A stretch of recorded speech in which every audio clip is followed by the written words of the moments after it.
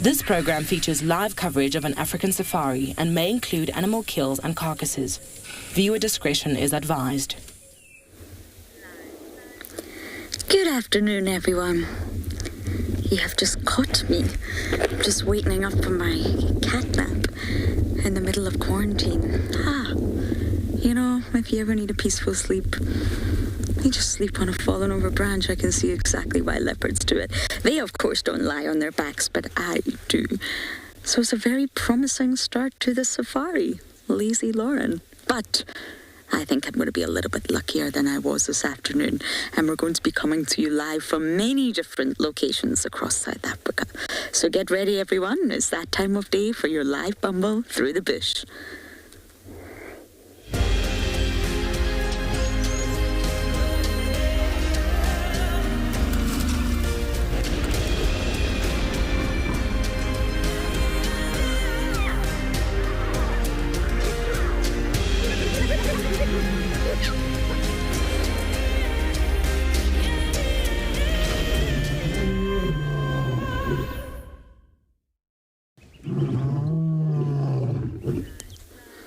Welcome aboard, everyone.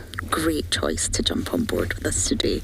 Your live bumble, which will be very bumbly, I can assure you, but it's going to be fun. At least on Wendy, that's for sure. My name is Lauren, and I do have Morgan on camera. Do I have to move? I think I do. Let's see if I can get up here without falling off. There we go. And of course, this is your live safari. I am sitting on quarantine. It's winter. It's very open. It's very safe.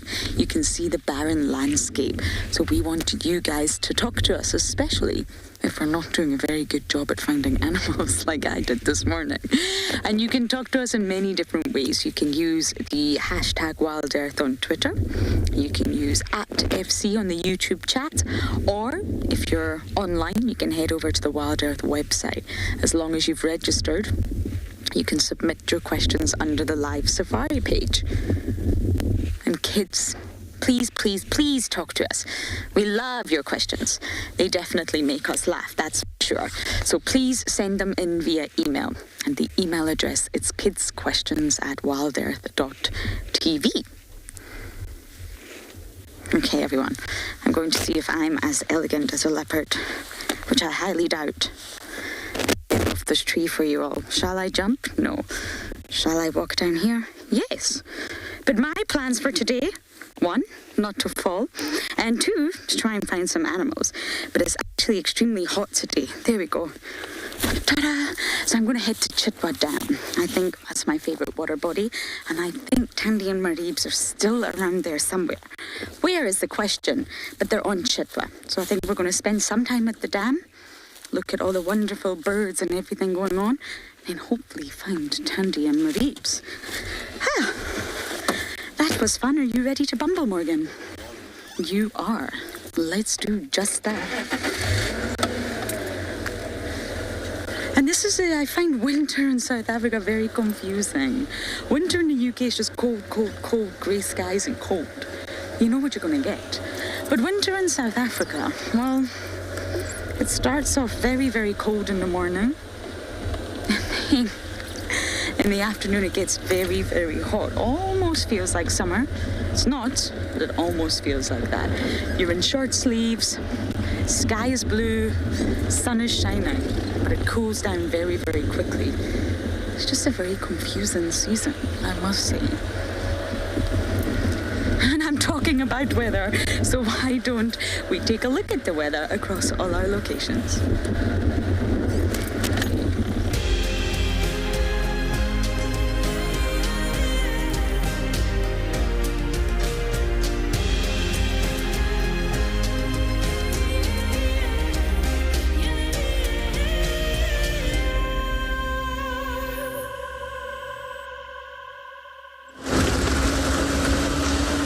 Beautiful sunny weather all across South Africa, which is quite typical for our winter period, and it's actually been very, very warm of late, all things considered. A lot hotter than I would have expected. Anyway, my name is Tristan. On camera I've got David this afternoon, and essentially we're going to be heading south and kind of to the area where I left Moya this morning. She was watching some impalas at Treehouse Dam. The impalas then drifted off. She stood up, watched them for a little bit, and then she kind of moved around the dam and started heading in a westerly direction on the southern side of the dam, and I left her there. She was very, very, very, very skinny and needs a good meal, so try to see if we can catch up with her. Hopefully during the course of the day she's managed to find something, and if not during the course of today, hopefully this evening she'll be able to find even something like a scrub hare would go a long way. Shame she's looking a little bit on the sort of skinny side and quite a high tick load on her neck, big ticks that she should be taking care of, but I think she's just so concentrated on hunting that maybe that's the least of her concerns. The other bit of really great news, other than finding a leopard first, well, at the end of drive,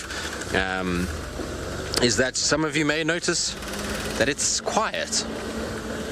Yes, that's right, everybody. Rusty is no longer squeaking. So we have managed to fix the fan belt on Rusty, and so there should be no more squeaks and any of that nonsense. It should be a much quieter Rusty this afternoon, and hopefully for the foreseeable future. Still have its boyish grunt that it has from this engine, which is one of the reasons I love this car, but it's definitely not making that horrible squeaky whiny sound anymore, which is nice. Right, so that's the plan for the afternoon, is to, well, keep Rusty from squeaking and find ourselves a leopard. I'm hoping she'll be around still. It kind of got warm during the period that we were with her, so I'm thinking she just found some shade and then just lay down. Be nice if that's the case. Victor, you're saying you're looking forward to some spots. Well, Victor, I think you and many others, including myself, as you can see, that's the beautiful vista that rolls out towards the eastern side of Djuma, Torchwood and beyond. But yeah, I think it'll be nice to kind of have a nice long spotty cat.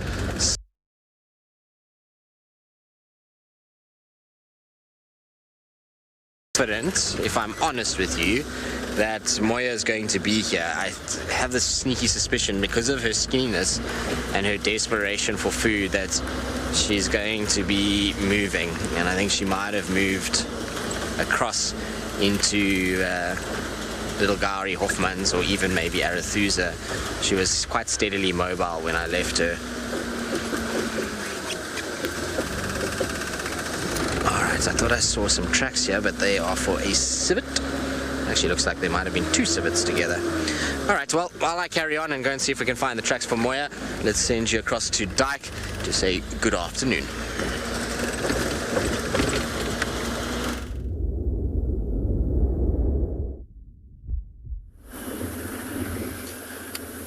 Hello and welcome everybody to your African Live Bush Safari. My name is Dyke Koza, and then Owen on the camera behind me. The plan for this afternoon, we're gonna be heading on the eastern part of this reserve to try see if we can find any fresh signs of a leopard and follow up on those. As you can see, this is a beautiful afternoon, nice and warm, partly cloudy up in the sky. So hoping that a leopard may try to hunt just before the sun goes down, because there'll be lots of movement of other predators like hyenas. So this is about time. Even though leopards hunt at night, I personally think leopards make most of their kills in the day than at night, because there's less movement of other predators like hyenas. So they have a chance to feed off the carcass and lighten it so they can take it up a tree. Then they've got food for the next couple of days. So yeah, we're hoping to find these leopards or some fresh tracks and follow them before the sun goes down. Otherwise, let's hope to see lots of stuff along the way, because a leopard is not the only animal that exists in this reserve. As this is like a big 5 area, you never know. Like this is the place where you never say no, because anything can happen. We might find some elephants or lions, maybe buffalo, while we're looking for the leopard.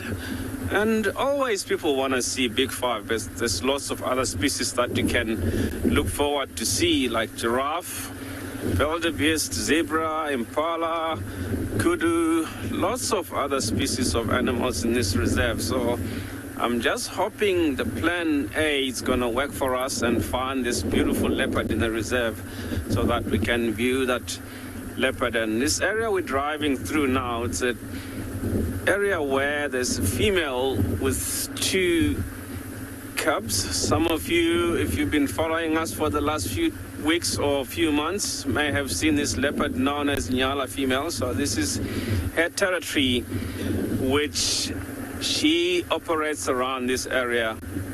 And we're hoping to find maybe her tracks and the cubs and follow and see where she take us to. It will be really nice if she's on the kill with the 2 little cubs. We might get to see them feed or watch them playing, maybe up in the tree, because the cubs are very cute to watch, unlike the adults, because sometimes adult leopards lands, unless they're really hungry, this time of the day they'll be lying down. So we're hoping that the leopard is somewhere in the area and then we can see that. Let's hope to find this leopard this afternoon so we can see that.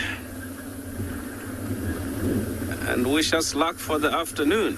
As you can see, we just drove through this dry riverbed, and leopards are riverine areas, thick bushes. This is a suitable area for a leopard to hunt because they, unlike the cheetahs, which,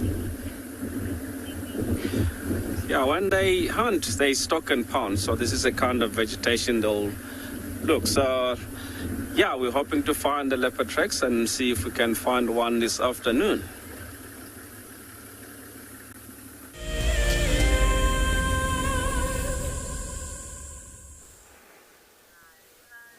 Well, hopefully Dyke will find his leopard. As you can see, we found ourselves something that leopards like to eat, really.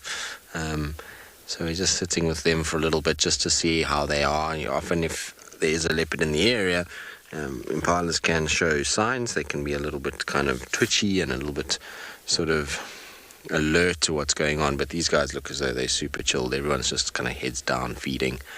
I don't think Moya would have come this way. We're now right in line with where I last had her.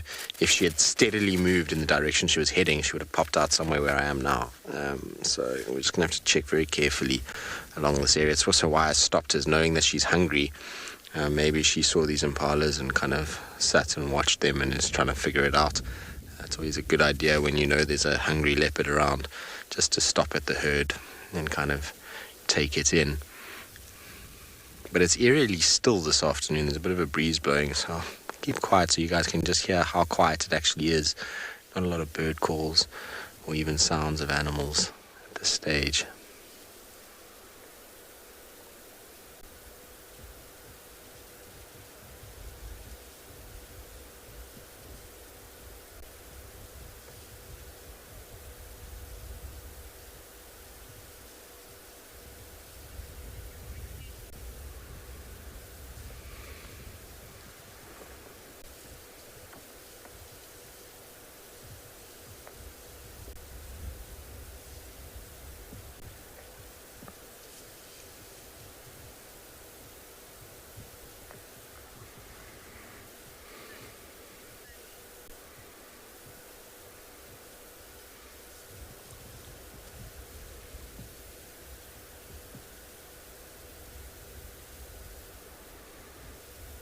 Alright, we're going to leave our impalas to themselves. They don't seem like they are too worried about anything. They're just scent marking and feeding.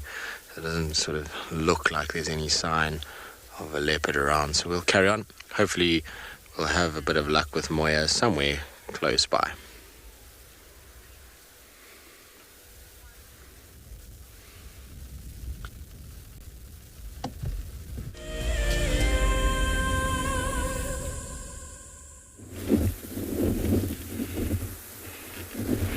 Good afternoon and welcome to Tswalu Kalahari. Another very beautiful day here.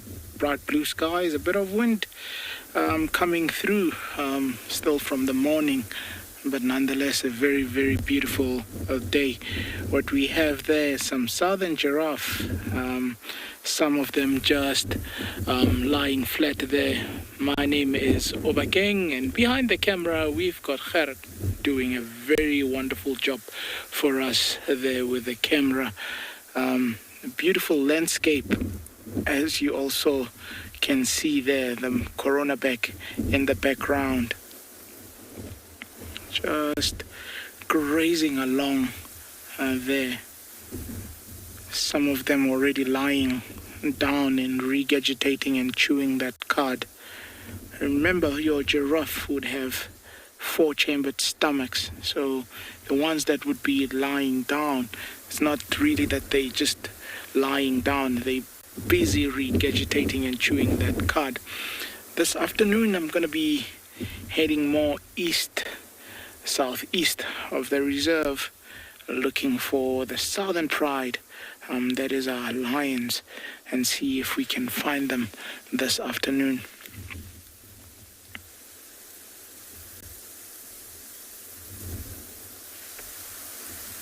Just saw us now and is concentrating on us. These are some of the youngsters, not that old, 2-3 years of age maybe.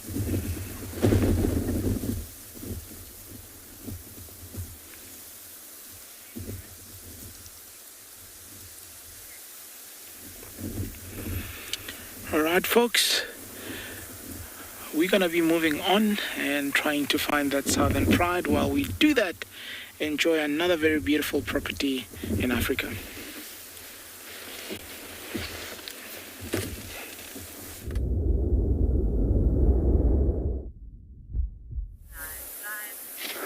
Good afternoon and welcome back to Wild Earth. We're live at Eco Training Pridelands and we're about to start our walk from Leopard Dam. At the moment, there's some Egyptian geese in the distance, as well as a few impalas that came down for a drink. So my name is JP Leroux, and behind the camera we've got Mpho. What we notice at this time of the year is that the territorial behavior of impala rams is coming to an end. There's 1 or 2 males that are still holding territories and trying to get the opportunity to mate. But during this period of time, very few of them will actually have the opportunity to go and feed or go and drink. Because if you do go and sneak off for a meal or something to drink, somebody else will steal your girlfriends. In this case, these guys have already given up their territories and started forming mixed male groups, which we refer to as bachelor herds. Seems that they're now slowly starting moving away once they have had their drink. You'll generally notice that prey animals don't spend a lot of time around waterholes, especially in the winter months, because that they know that it's the only place where they can get water, and therefore they also know that predators will use this in their favor to ambush them when they come down for a drink. That's also why it's incredibly important to be super vigilant when you approach waterholes, especially so in the winter months or even rivers. This is one of the rams coming back for a quick drink. It's amazing how hard they almost do spot from a distance, and especially with the bright sunlight on them. And one of the things that we'll notice is that they're quite dark on top in color, and then they progressively become lighter as we go down towards the belly. It is said that animals that do see in black and white generally does not see the animal as a whole shape, but as a number of different shapes, especially if there's strong contrasting sunlight from behind on the animal. We also find that they use a number of other strategies in terms of their survival. Firstly, we find that they're herd animals, so they enjoy safety in numbers. And by sticking together, it is also less of a chance that you are going to be taken by a predator compared to where you're an animal that lives on your own. And generally we find that solitary animals are incredibly secretive. Let's go and have a look at what Lauren is up to.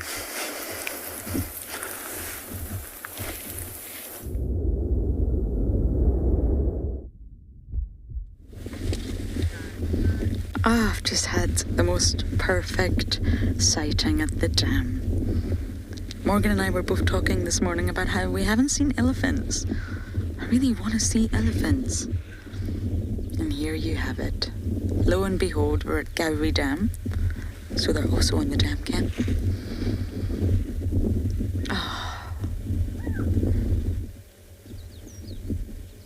don't know why I feel such a sense of calmness come over me when I watch elephants like this. Whee! You go away, bird. Whee! But I feel joy immediately.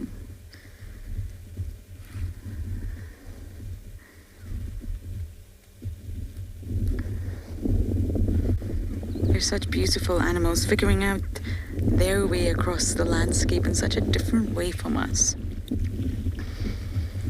Feeling vibrations, hearing sounds that we just simply cannot hear. Smelling things that really we probably can't smell, to be honest.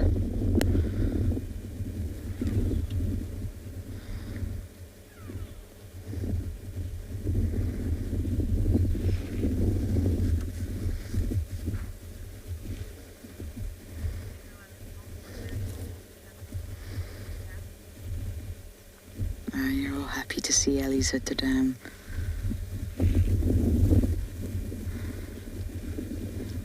Stations on mobile. Any updates? Good afternoon, Tristan. Do you know what, Morgan? I think I'm just going to reposition a little bit. There's one straggler coming down, but I think I'm just going to get these ones drinking.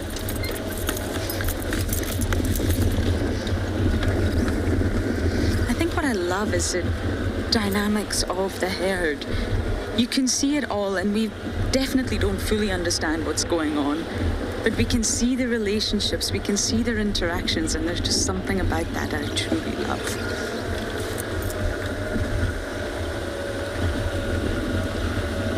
How is this, Morgan?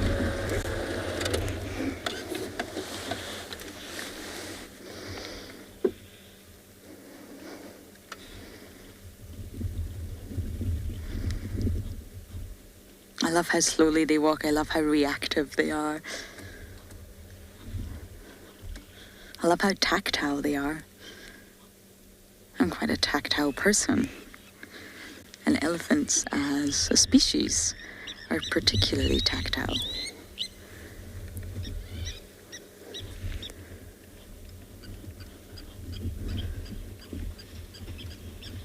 I love how fussy they are.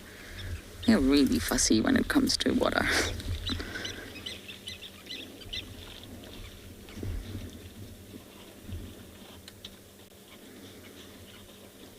Oh, they're all splashing in the mud. Can you see them? Okay.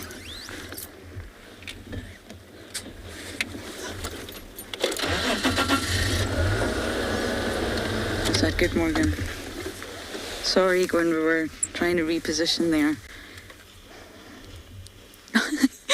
Let's just listen because they're making such a noise.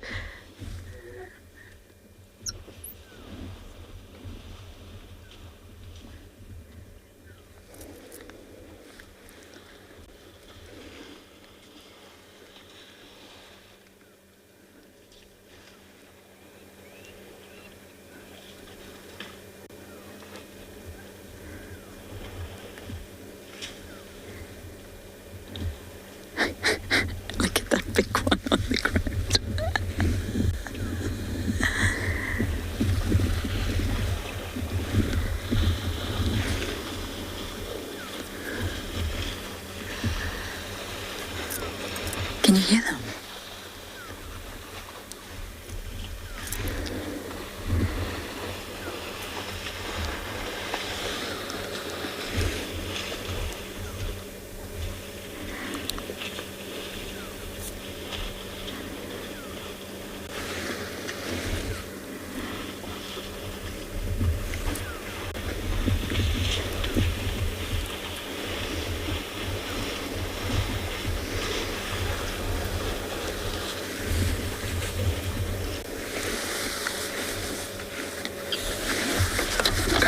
Get a little bit closer. Wow, Flower, you're saying this is Friday at the mud pit. I know. I don't know if you can hear the noise. I didn't get clarification, but they're being very, very noisy. It's a little bit windy today, so there's a chance you might not. that it's Friday. Living their absolute best life.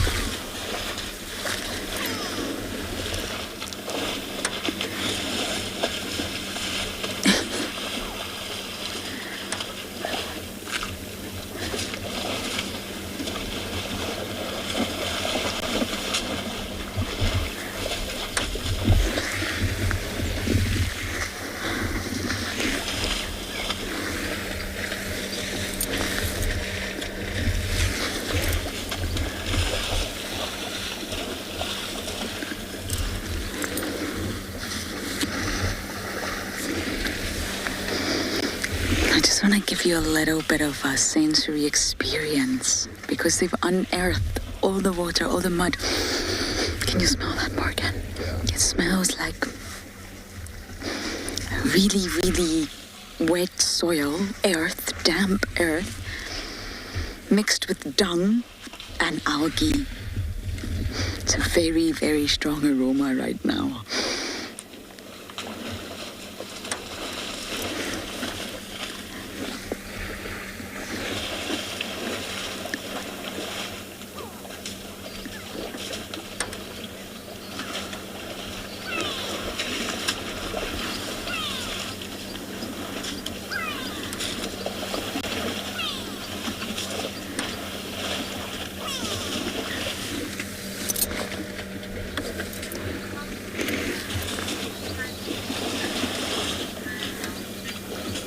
Carol, I agree 100%.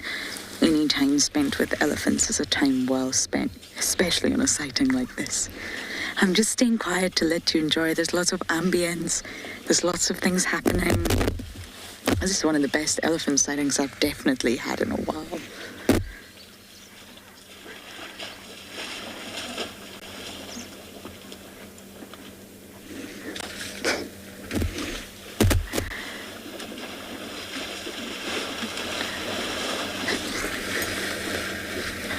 That one just face planted. Oh dear, what are you doing?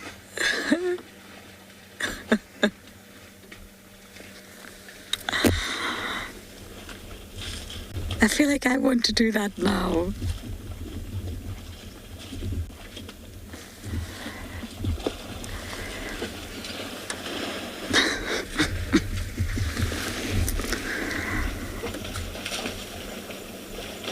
It just looks like sheer joy.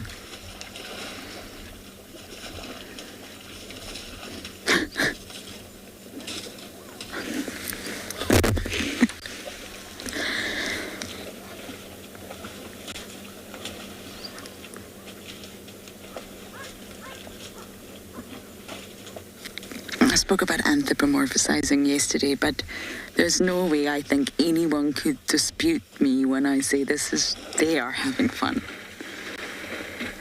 I don't see how anyone could deny that. That is a whole lot of fun.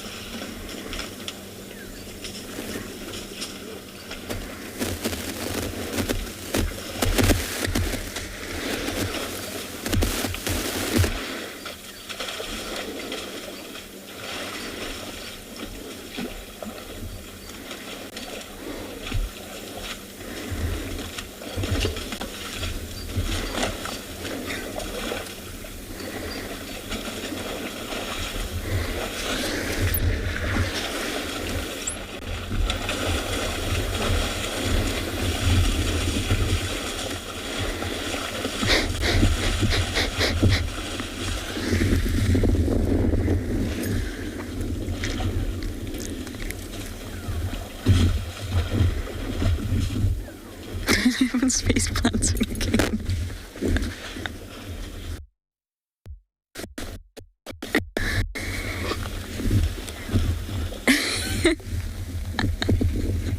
I don't know what this one is doing. He just keeps putting his face in the mud. Danny, most likely not, actually. They're not really hygienic animals in that sense. Sorry, I can't stop laughing. Yes, the mud helps them cool down, believe it or not, as part of their thermoregulation. Sorry. Oh, just having the best time.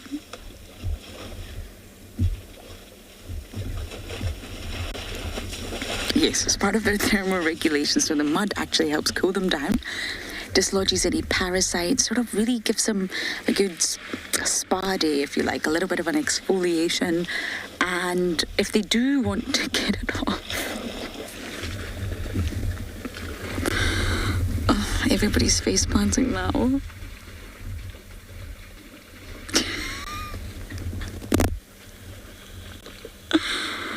Oh, if they do want to get the mud off, they tend to... Sorry, I'm going to answer this question a little bit later. Oh. Elephants.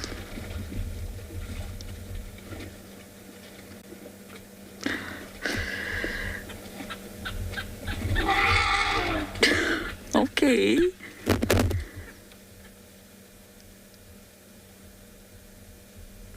It's just a lapwing.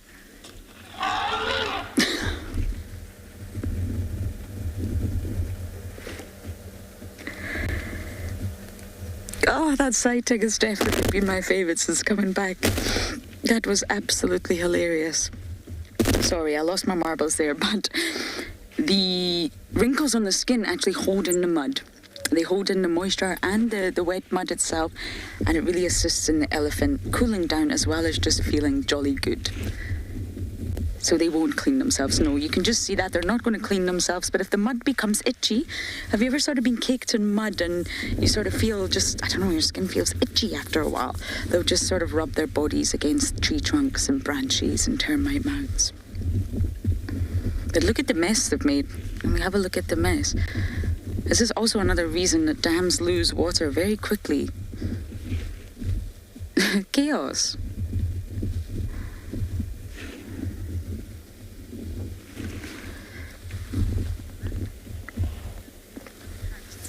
Oh, that was such a good sighting. I think Morgan and I possibly might bumble around and see if we can catch them, but you guys are going to head over to Tristan.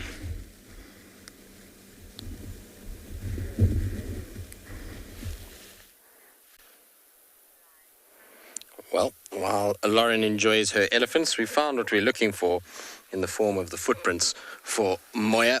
I'm pretty sure these are hers from when we actually had them earlier today. Where we had her earlier was straight down this road towards a dam, and she was heading in this direction. And actually, if you look on the road, you can just see the little tracks going tick, tick, tick, tick, all the way along.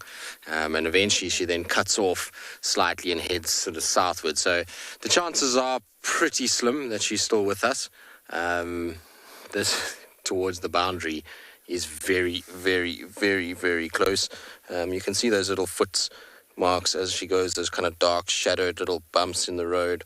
That's all her feet coming down to eventually the point where she kind of comes past us, and there's some nice clean tracks that you guys can see over there. So what we're going to do is we're going to try and kind of follow them just to the boundary. Like I say, the boundary is very, very close. It's not far at all. And we know that this cat, I mean, if she moved the way that she was moving this morning, at the speed that she was moving, I reckon she probably could have got to this point where we are now within about half an hour of when we left her. So that's like 10 o'clock this morning. So she can be a long way by now, given that it's, 10 past 3 or 5 past 3 now. So we'll just see how it goes. But I just need to turn around so we can follow this track and check. I did check briefly to see if there was any sign of her at the quarry. At the water points that are close to the quarry, but there was nothing there. So what I'm going to go do now is go and check the quarry itself and see if there's any sign of her on that side. In the meantime, though, let's send you back across to JP and see how he's going on foot.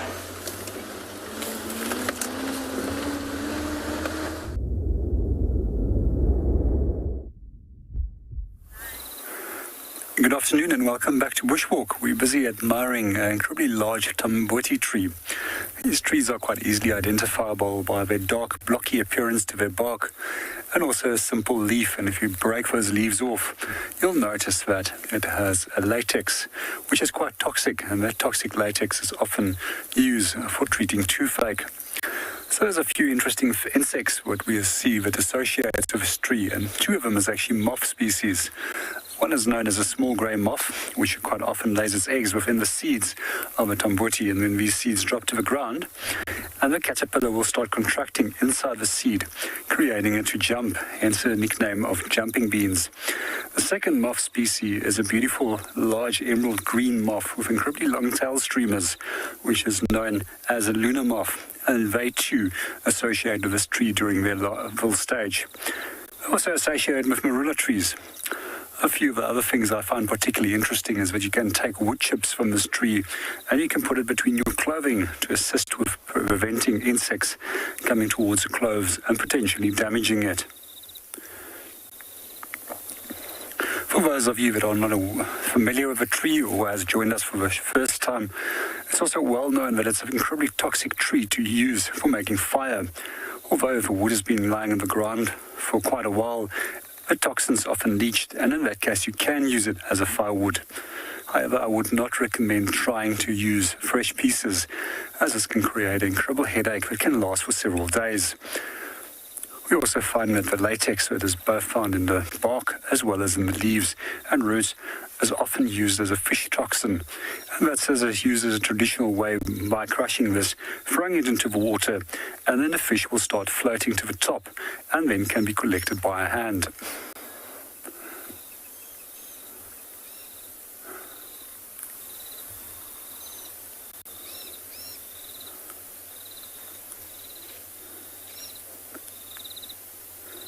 Well, we're going to move on and go and see what else we can go and find.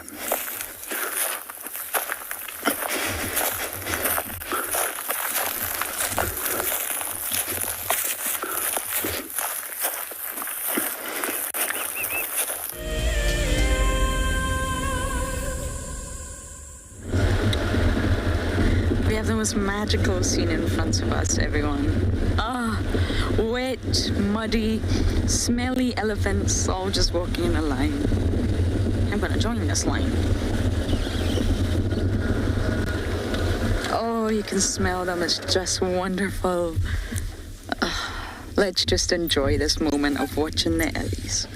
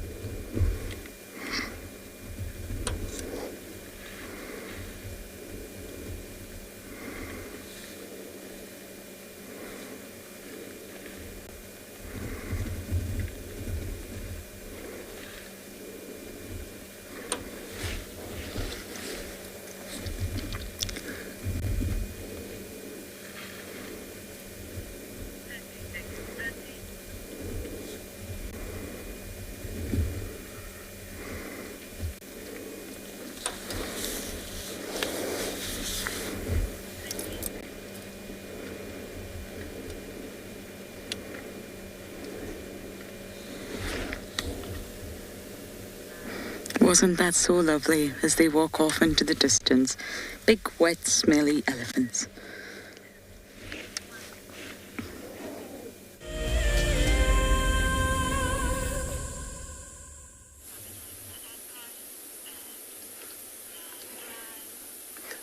Wow, look what we found. But yes, as I mentioned earlier on, we will look for a leopard. So on the search for the leopard, we've just found this elephant, which if you look carefully there in those reeds, there's one elephant feeding peacefully there, but it sounds like there's more elephants up on the bank. If you go slightly to the right, I can see some more elephants there. The one that's flapping their ears, there's a little baby that's standing not too far from her, of which that can be her baby.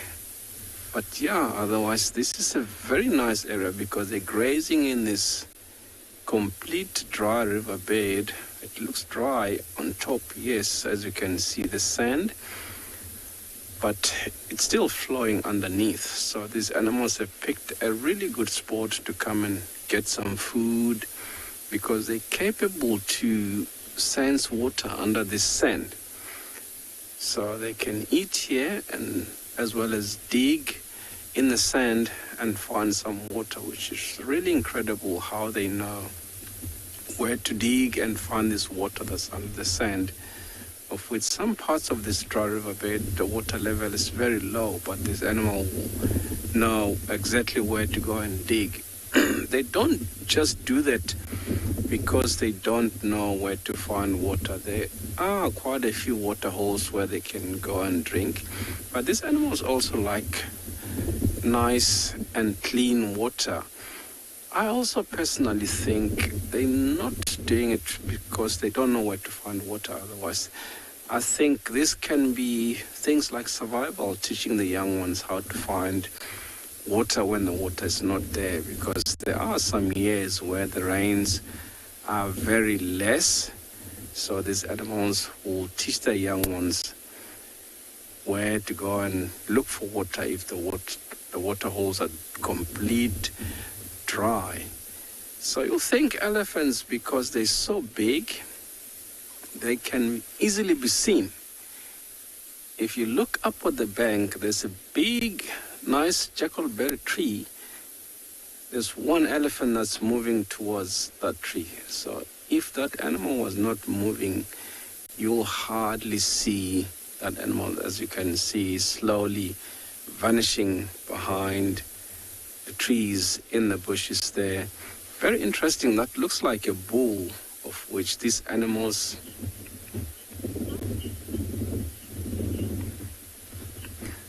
Good question, Norman. Elephants are not territorial.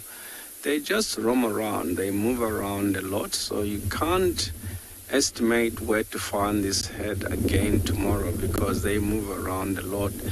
Besides, these animals are matriarchal society. They lead by the female, so that's why, as you can see, the bull seems like if he's moving away from them, because the bulls sometimes can be alone as they need a lot to eat, of which these animals can take about 250 to 300 kilograms of food per day. And yeah, otherwise, because the digestion system is so poor, and then that's why they need so much to eat. Only 40% of what they eat get digested, and the rest just pass through their stomachs. But even if that bull is alone, he will know exactly where they are, because these animals can communicate between 15 and 30 kilometers away from each other by sound, which sounds like a stomach rumbling, but it's a very low frequency of which the sound that our ears can pick up can travel that far. So if he wants to join them, he can easily track them down, join up for 1 or 2 days, go off on his own. Another reason, one fully matured bull, like the guy we saw up on the bank, can move from one herd to another for breeding purposes. This is trying to keep the strongest genes within the area. Yeah, otherwise they're not territorial, as he can move from one head to another. And even this head that you can see can be just a small family groups, because these animals can be in large head, maybe 30, 40 animals, or sometimes the largest head I've seen was over 100 elephants drinking at one of the water holes around August. So there can be small family groups that group together and form one large head. Sometimes they'll split in small families. I just saw one throwing sand up in the air. That sand looks like if it's got water, it was moist. As I said, sometimes they can graze and dig. Not that particular one, that's just having a sand bath, the one behind it. So yeah, they can graze and get water in this river beds, of which it's quite a nice area for them to have their food. If that answers your question, these animals are not territorial, but they matriarchal society. They lead by the female. The female is always the leader. I suspect the one that's about to go up the bank can be the leader of this herd. As you can see, it's just a small group of elephants. So this can be a small family groups, unless this is just the tail end of the herd, which the rest may have gone ahead. That's why the bull left. Maybe he's following the others where they headed.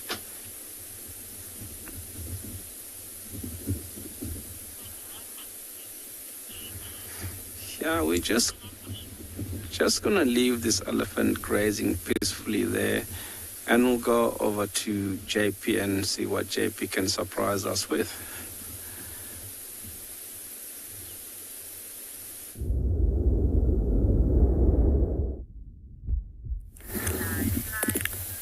Good afternoon and welcome back to Bushwalk. So one of my favorite reasons for doing walks and not drives is that I can get on foot and get right down onto the ground and enjoy tracks, which is something that I spend a lot of time looking at. So over here, there's a few of the tracks that I would like to share with you. You can see a number of antelope tracks over here, small little hooves that are evenly splitted. And these belong to impala. And you can see that they've got fairly straight outer edges, as you'll notice over here. There's actually a better track right over here. There you can see that straight outer edge and tapering to a sharp point, while it's fairly flat at the back of the foot. This is also a track that's quite often confused with that of Nyala. However, Nyala is much more rounded on the outside, and they always put their back feet where they put their front feet. There's also a few little other signs that we have over here. There's a little antlion pit right over here. At the moment, it seems like a small little grass stalk that fell in there. And I absolutely love antlions. So these little guys, they look like miniature little insects with large pinchers, and they will use those large pinchers to basically suck out the fluids of a prey animal that they will seize.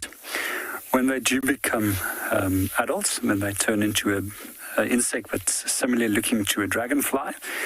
And you'll notice that they differ from dragonflies by having little clubbed edges to the tip of their antennae.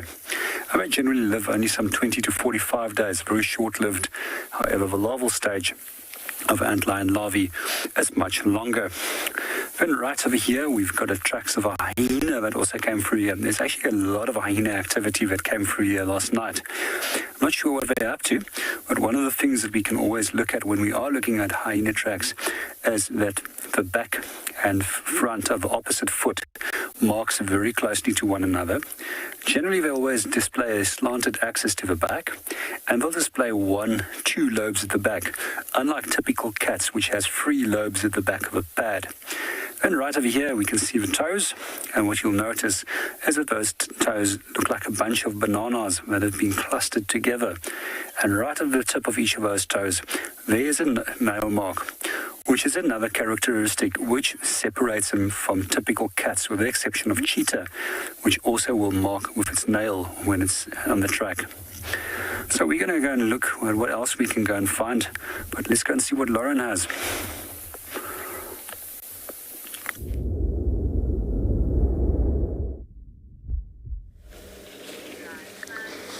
We managed to catch up with the herd and follow them all the way down the road. And you know, even if you didn't see them physically, you can smell them. They're wet, muddy, smelly elephants. They have moved off into the block, and we're not going to entirely follow them all the way through the block. You can follow them along the road, but I think once elephants move off, and they're very mobile, they're really walking, it is best just to let them feed through the block and then try and catch them at the other side. As you can see, the mud dries very quickly. Obviously, the big clumps fall off, but the mud dries very, very quickly. Their skin doesn't shed, so that epidermis doesn't actually shed. Ours does, we just don't really notice it. We do notice it in times of like winter when we get really, really dry skin. And it's sometimes a little bit itchy and it looks a little bit reptilian and you need to moisturize. However, the skin itself doesn't actually shed, so it just builds up and builds up. It's highly keratinized, and that's when this sort of myriad of channels, they call it, breaks out on the skin. It's a network of channels. It's not actually wrinkles like we call them. That's probably really incorrect to say wrinkles. It just looks like wrinkles from a human perspective. Wrinkles is something no one wants, but we all get, don't we? And it's actually a myriad of channels, a network of channels that are there with a purpose. And the channels are there to cool the elephant down, and it's between 5 to 10 times more effective than having a completely smooth surface. So you have smooth skin, not very good views. Morgan's eyeballing me from the back. We can get a little bit closer. But if you were to have completely smooth skin like ours, or at least the babies, shall we say, then there would be no water retention. But because there are all these channels that holds in the water, and it's 5 to 10 times more effective. That's a lot, up to 10% more effective at cooling the animal down because it holds onto the water. And if you compare African elephants with Asian elephants, African elephants have a lot more wrinkles, or should I say channels. I'm going to start calling my wrinkles channels. What do you think of that one? The next time someone says I've got wrinkles, I'll say no, it's just channels. Highly keratinized channels that helps me cool down in the sun. It's fascinating. They have really fascinating skin. Does not shed, so it just keeps building up, and that's why it's 1, so thick, and 2, so wrinkly. I'm not going to follow our elephants anymore, I'm afraid. This is a nightmare block. We don't even follow leopards through here. I think we're just going to leave these Ellies. It was a highly entertaining sighting.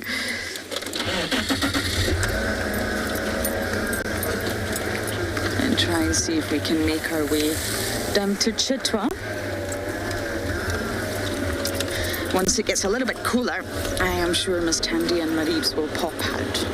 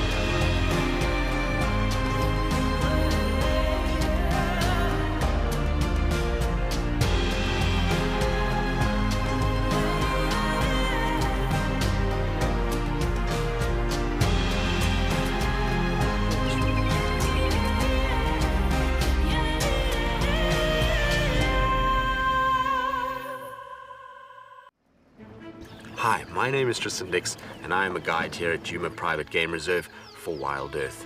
I have been living for the past decade here in the Sabi Sands, and that has allowed me an intimate connection with this place and a better understanding of how it works. For me, the questions that make me think and lead to answers that all of us learn from is what really drives me. Catch up with me on Wild Earth.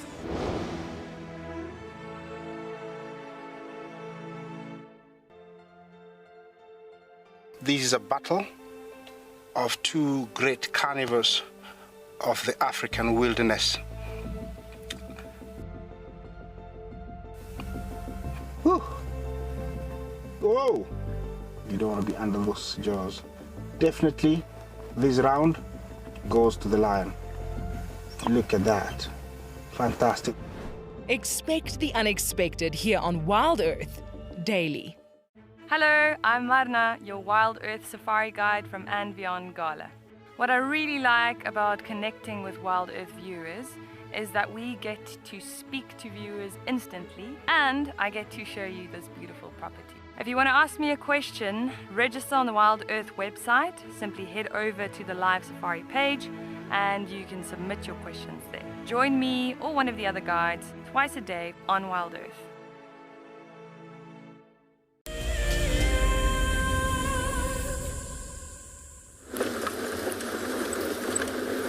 Well, no luck so far. There's a bit tricky at the moment when it comes to Moya's tracks, because I obviously haven't been here for a few days. So Kalahari Main is a tough road because it can have quite a number of tracks on it, and it looks like there's tracks for, I can find two different places where leopards have crossed south.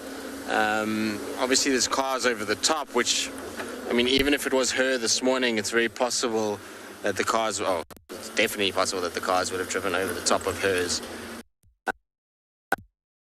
The last tracks I have are in the block behind me here. They are heading towards that main road, but I just want to check because there's a big game path, and if she follows the game path, it actually spits her out, and then she would cross the road back into the northern block. So I just want to quickly check that she hasn't popped out here somewhere. What's this?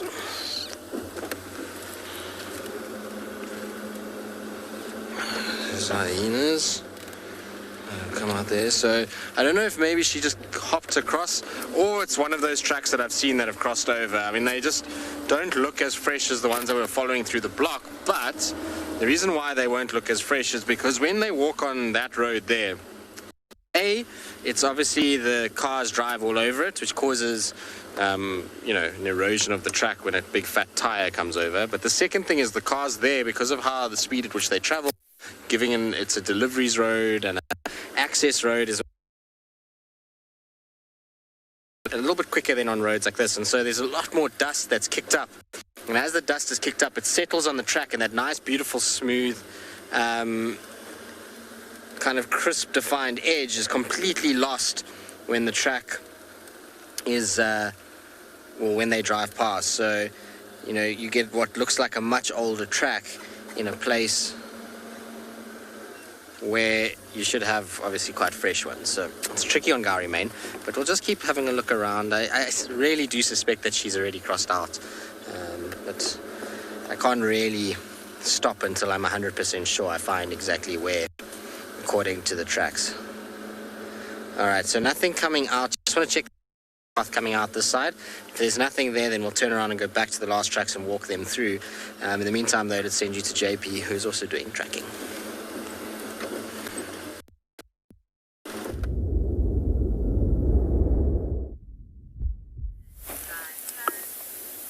Good afternoon and welcome back to Bushwalk. We're still looking on tracks, and we were just talking about how tracks can be aged and how we can easily lose them. In this case, the road was dragged yesterday, and quite often when they do drag roads, it's for a number of different reasons. So firstly, that you can find tracks fairly easily, and in some properties they also do it as a counterinsurgency method to detect when there's poachers coming through. But that's not what we stopped to actually look at. We came to look at these little tracks that we can find over here, and they're belonging to the group of my favorite birds, which is hornbills. And this most likely been made by a yellow-billed hornbill, if I take the size in consideration, as red-billed is a slightly smaller species.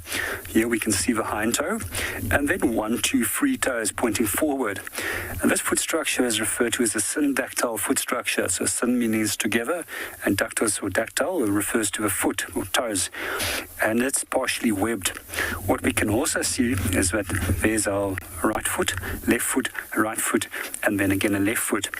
And this bird was actually running on the ground, most likely trying to run after something. And then somewhere over here, he stopped again. However, the tracks aren't as clear over here. and that just means that he rested somewhere over there. Alternatively, you also see them hopping on the ground sometimes, and in that case, you'll have a feet next to one another, and then at intervals, you'll see that the 2 feet is spaced apart from one another. So we also find the same foot structure with birds such as kingfishers, as well as rollers. One of my other favorite foot structures is actually a foot structure that is referred to as a zygodactyl foot structure, where it forms a cross. So 1 tube pointing forward, 2 pointing backwards, and 2 pointing forward of the toes. This is quite typical of birds such as woodpeckers as well as oxpeckers, and this allows them to cling more effectively onto the side of animals. We also find this with a very unique bird of prey, which is known as the osprey. However, the osprey can manipulate one of the toes to reposition so that it can have a better grip on a slippery prey item such as fish on which they specialize.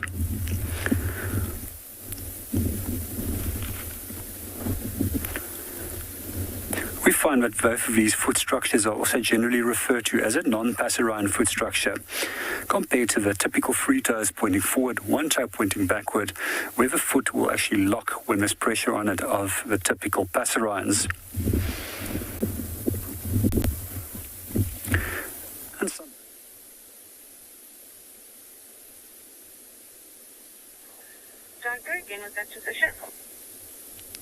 Falls north of the drainage line from HH.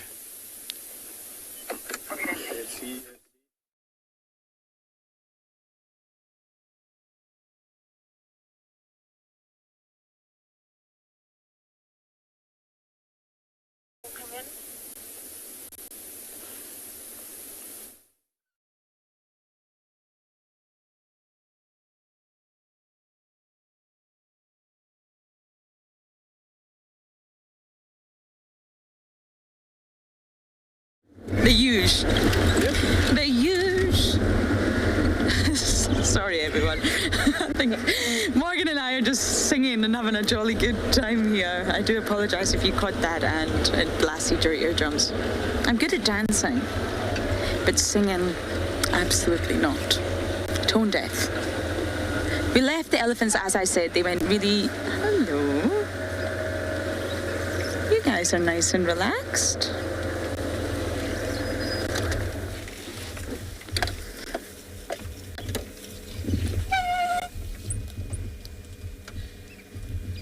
I love impala sightings. I love stopping and paying attention to the behavior. I love the remarkable change in the male's behavior. It is almost like the colors black and white. Could not be further apart. Chalk and cheese. This doesn't really make sense, that one, does it? Chalk and cheese. Salt and pepper. You know where I'm going with that. It is calm, they're gentle, there's almost no aggression. Some of the rams can still be a little bit full of it. But really, they mix in bachelor herds, they mix with the young boys, they mix with the females, the lambs. No fighting, no territorial behavior, no horn rubbing. No, none of that snorty noise. Yes, you understood that they make during the rutting season. Really, it's calm.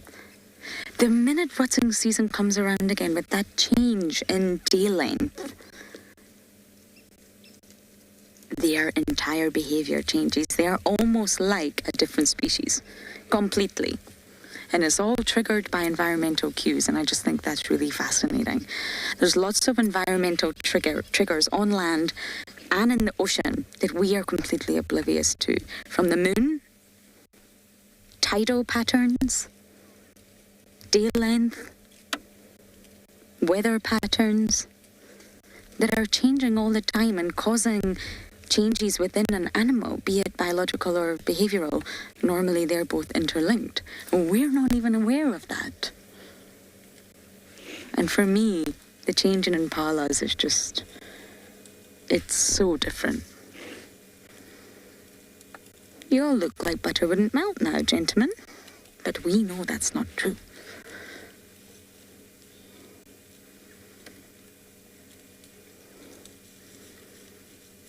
And just like that, it all changes. Rutting season's over. The female hormones are sort of dissipating, the scents and the chemical cues are changing, and all of a sudden the rams change their behaviour, which then reduces their testosterone, which again changes their behaviour again, and their physiology. Their neck goes back to its normal size, and life goes on.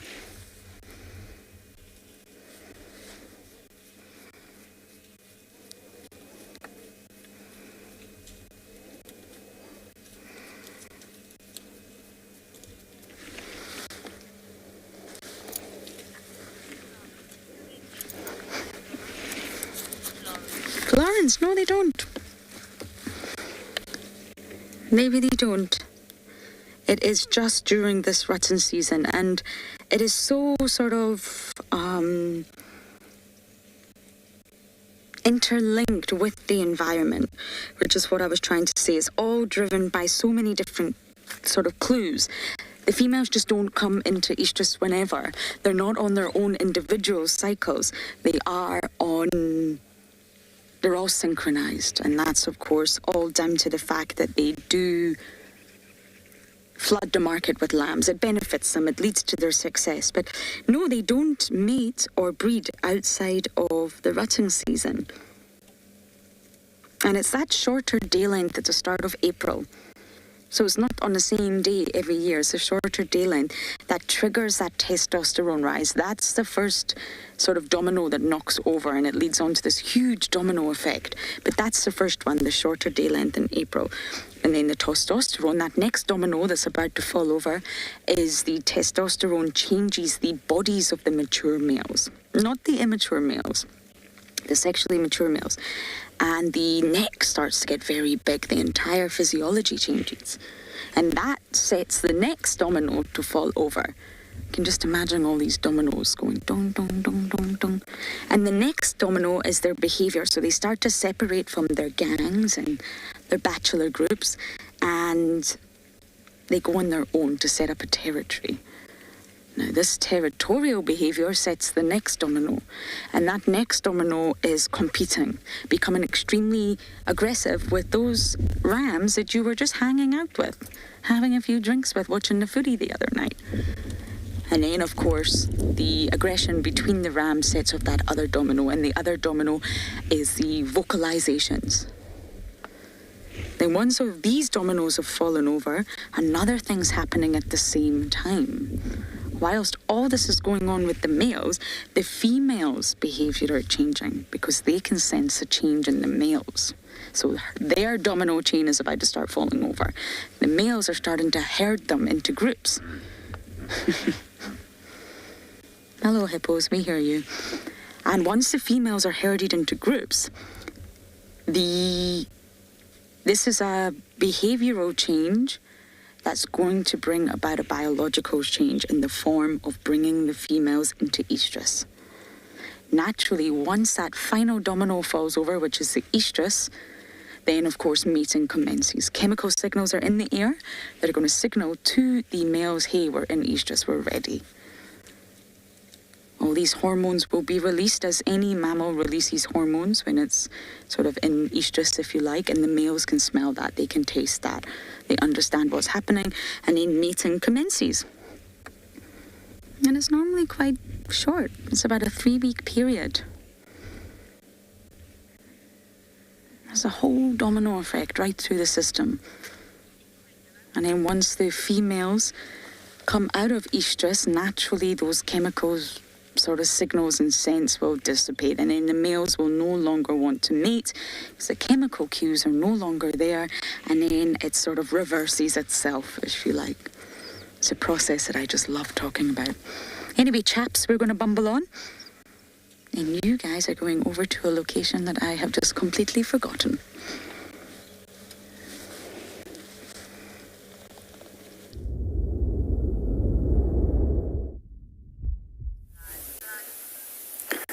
Good afternoon and welcome back to Bushwalk. We heard a number of birds alarm calling. Amongst these were Egyptian geese as well as crested francolin. We came to investigate, and what disturbed them was this young African fish eagle that's sitting up in the tree. It's also a bird that's quite often confused with osprey due to its plumage that's so different to that of the adults. And normally roughly by some 4 and 4.5 years of age, these birds will obtain their adult plumage. I really love fish eagles, and especially in the way that they hunt. So quite often you can sit and watch them, especially in large rivers like the Tswalu River, where they skin the surface for surface-breathing fish, which they will then catch in their talons. Unlike the osprey, which we mentioned earlier, that will dive head first into the water and then grab the fish and fly out. We also find that both of these groups of birds have got very tiny little spines on their feet to actually hold on to those slippery fish and make it more difficult for them to drop it. Generally, what you'll also notice that they will turn directly into the wind as soon as they caught the fish, so that they can have sufficient lift and then fly off and go and perch somewhere and go and feed on that. We also find quite often that African fish eagle will rob other birds of prey from their food. We also see that they will go for a wide range of other species such as birds, and also a number of small little reptiles that they will also take. One of the famous documentaries of one of the lakes in East Africa, they will actually display how fish eagles have learned to actually hunt juvenile flamingos. And they specifically do is fly from above, prevent them from flying up, and then break the necks and drown them before that they feed on them. For me, this remains probably one of the most beautiful and iconic calls of Africa. I'm going to try and imitate it. It sounds something similar to this.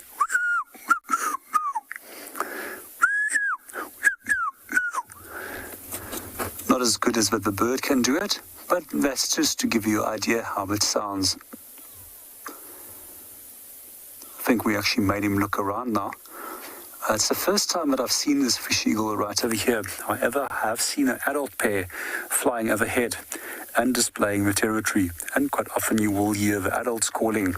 It's very likely that this might be one of their offspring. Also, one of the things that I do like about African fish eagle is that it's one of the bird species which mates for life.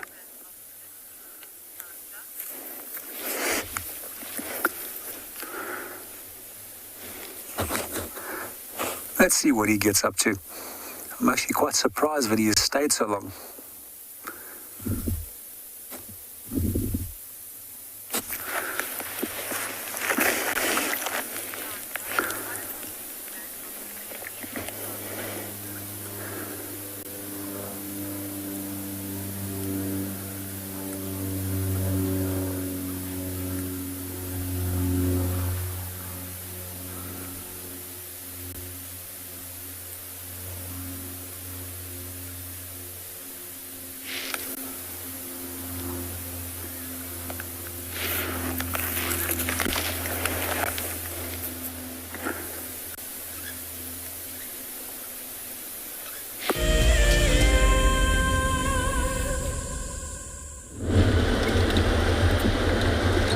Still bumbling in the jungle. I love this time of day. Once the sun gets too low, it becomes very difficult to actually see. Those low light conditions are really tricky for the human eye. So I'm just going to bumble. We're going to give you some lovely views of everything around us, and join me for the ride.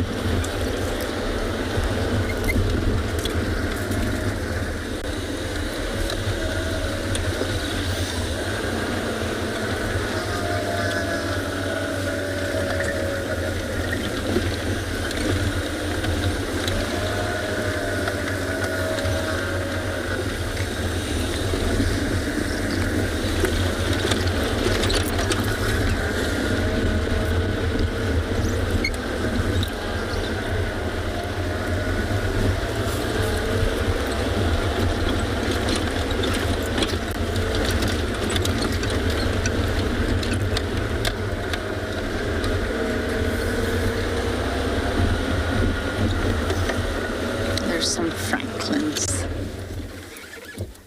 One of my favourite ground birds. Extremely noisy birds, but also highly entertaining.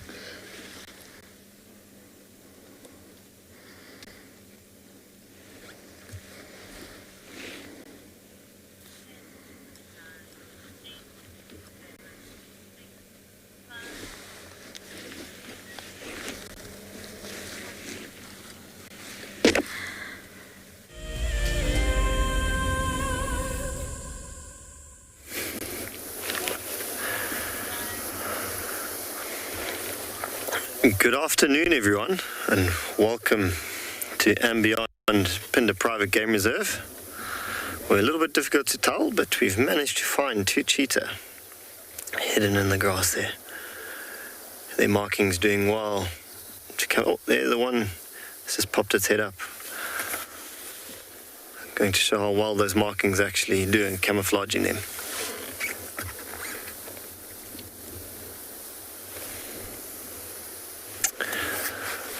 My name is Dean, and behind the camera we've got Jan. And as I said a little bit earlier, we managed to find 2 cheetah here, and it's actually a mom and her cub. And they are on, I'm yet to get a good view of it, but from what I've heard, it is a Nyala carcass.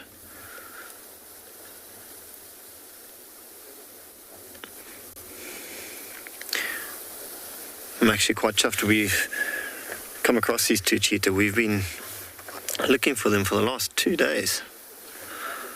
Quite a relief to finally find them. And not only that, also on a kill.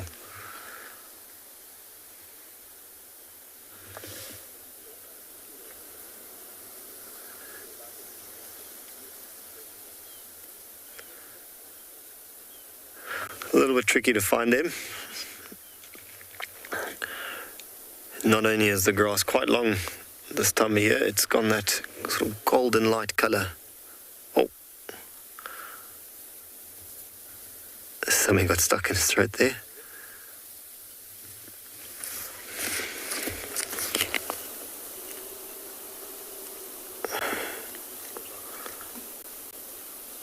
So that's Mom that we're looking at. Oh, she's on the move.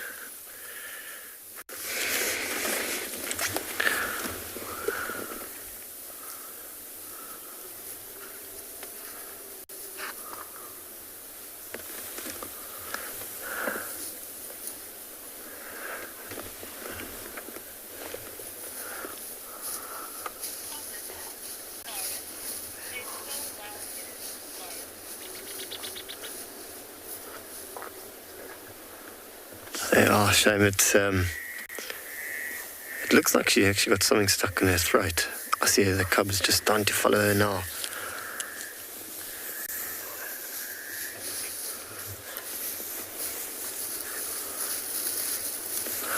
There's a watering hole not too far from here. I have a feeling they're going there for a quick drink.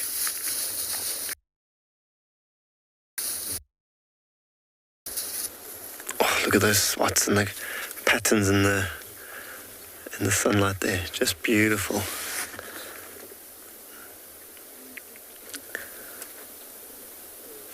So what we're going to do, we're going to actually try and turn around and see if we can stick with these a little bit.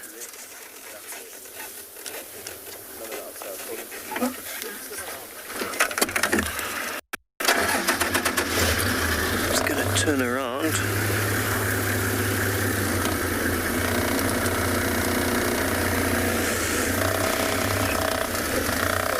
I think in the meantime, I'm going to send you guys over to Alvi, who's still looking for his cats.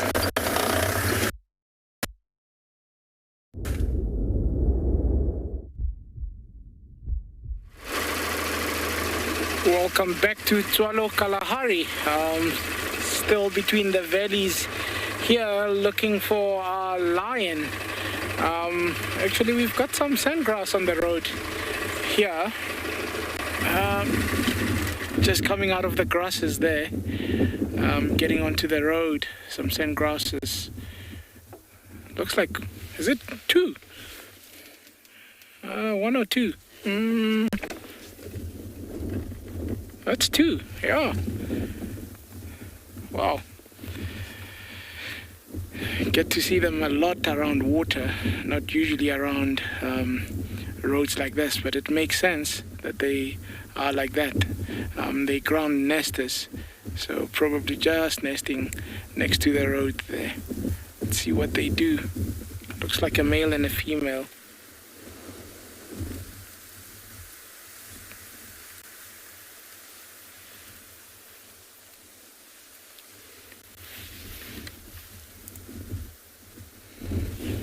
I think we might have just spooked them.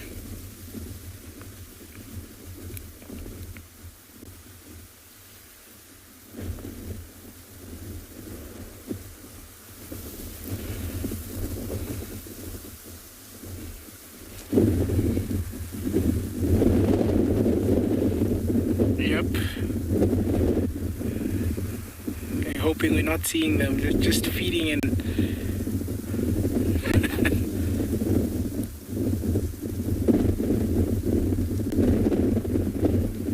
You can see the one at the back is a little bit skeptical of what is happening.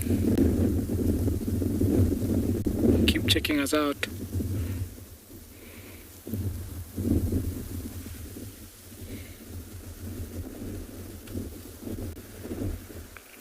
I want to squat, want to move, not sure what to do.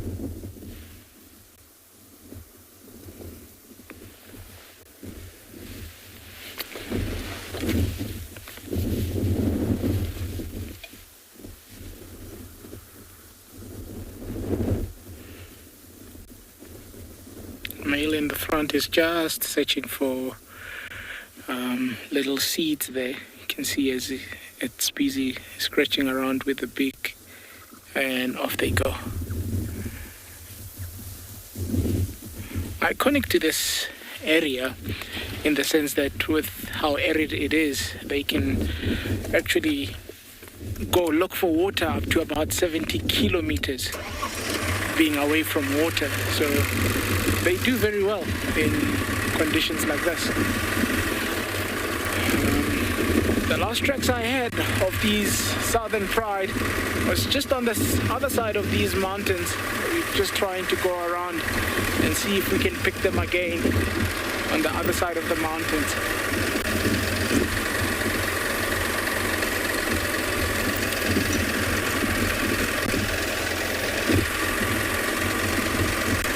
This pride, when looking for food, they can cover big distances. There's some red hartebeest also, just lying on the ground there. Some few youngsters with them.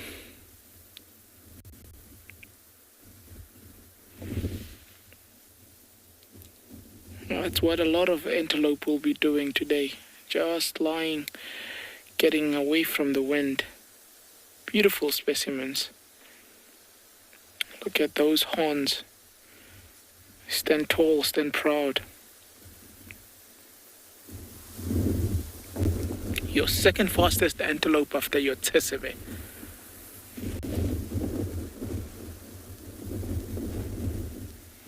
And that's what the lions would also try corner, try push them towards the mountain, and that's how they would catch them.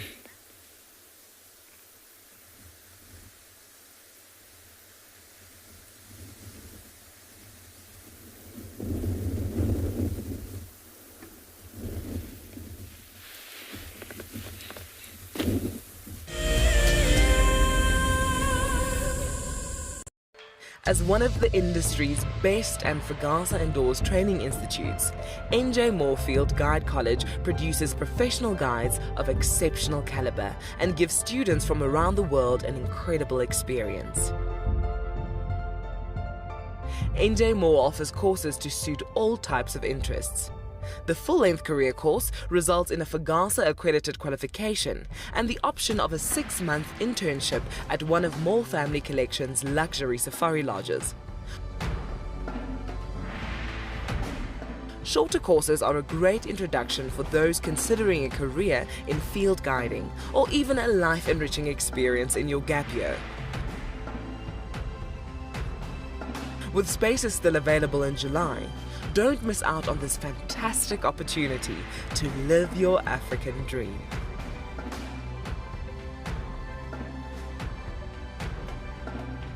What fascinates me most about the animal circle of life is the intricacies between the large and the very, very small. I mean, it's very easy to go out there and find the large.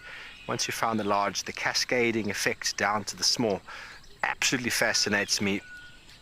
Alertness and situation awareness is by far the #1 aspect for protecting ourselves out on safari. Catch up with the guides daily here on Wild Earth. Looks like it's a very difficult climb because every time it tries to climb, the ground is breaking, so it slides down. But it's the only one. Look at that. That is the call of desperation with a cub. It's like, what are you doing, mommy? Oops. Oof.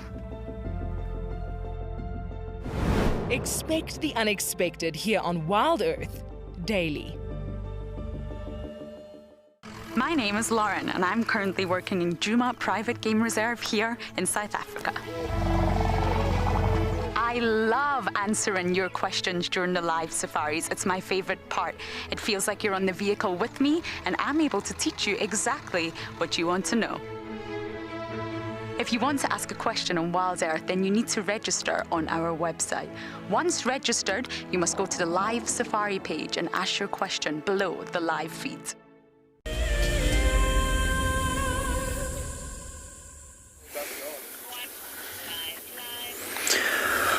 Welcome back, everyone, to Ambion Pinda Private Game Reserve, where you can see we're still with these cheetahs. They've only moved about 100 meters from where they were, and I did think they were actually going to go for a drink of water, but they've pretty much plonked down in a shady spot on the road there.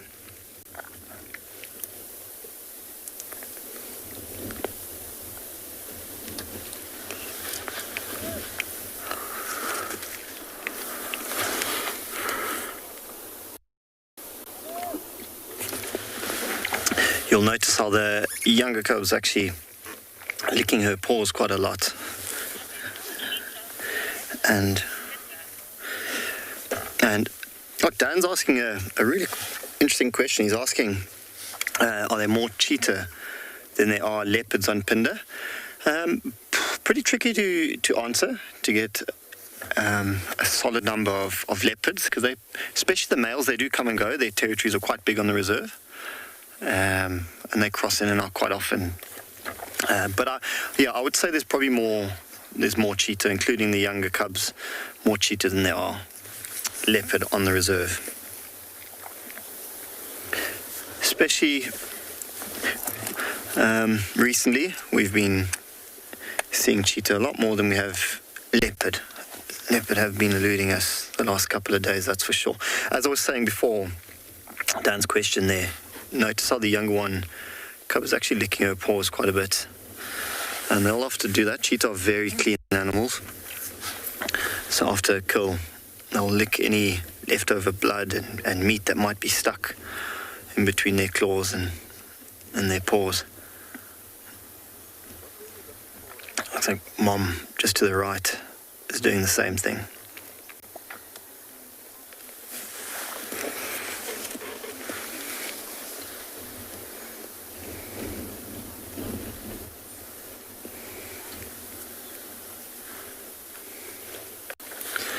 You can just see how big those bellies are. They're so bloated, especially when they lie on their side like that, and it pushes up to the one side. I didn't manage to get a good view of the carcass itself, so I don't know what size nyala it was, but definitely enough to fill up their bellies.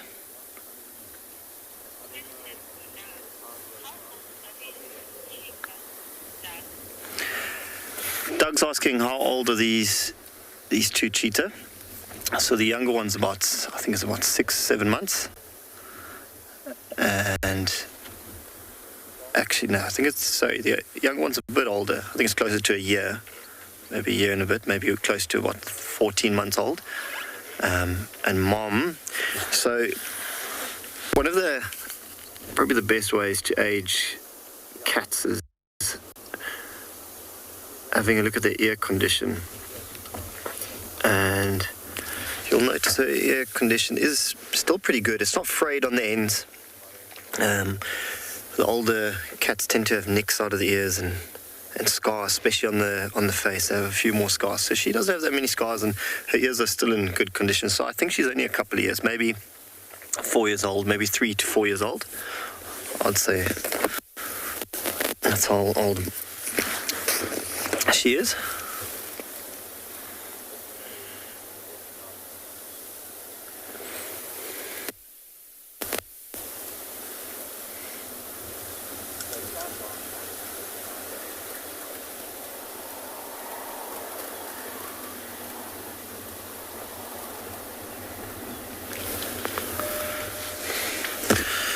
And talking about the age and aging, these cheetah, a little bit tricky to tell from this angle, but you'll notice there you go, the fluff of hair that runs from the back of the head all the way down. And now that she's a bit older, it stops just past the shoulders. When they're very young, still cubs, that hair will actually run to the end of the back. And you can see on mom there, obviously being full grown, doesn't have that fluffy hair that runs all the way down.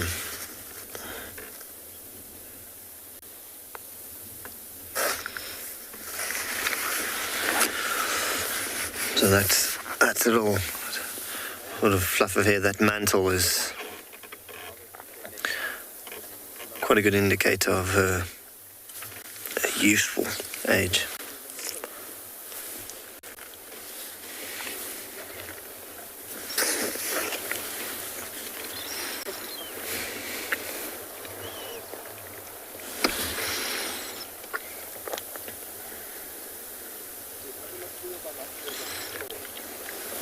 You'll notice a flick of the tail every now and then also.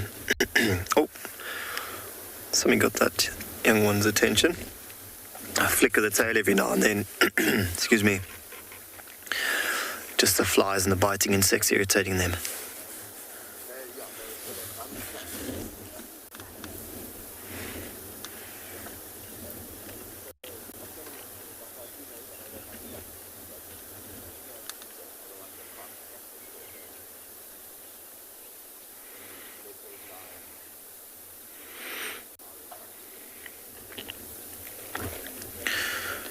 Definitely alert. Cheetahs can be quite vulnerable to other predators.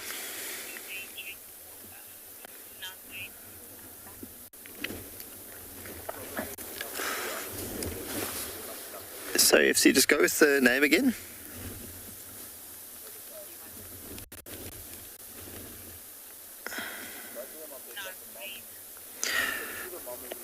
Nazreen's asking a really good question. She's asking how often would cheetah drink water?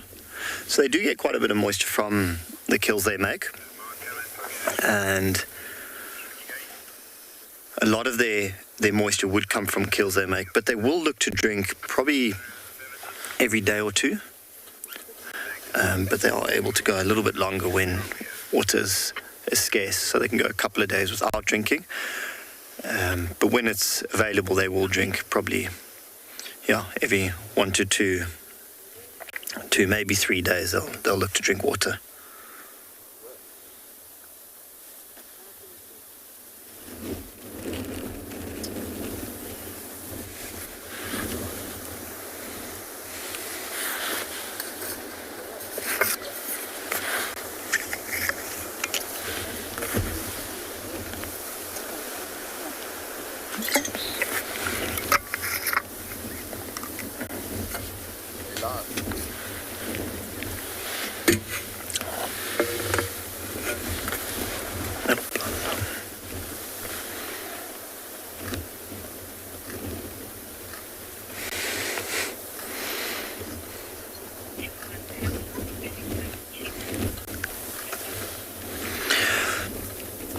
Yeah, like I said a little bit earlier, it's really good to find these two cheetah.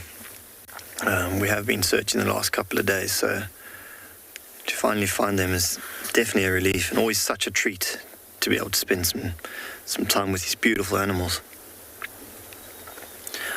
I always say it when I don't see cats for a couple of days, and when I do, it always amazes me how beautiful they are. They are just stunning.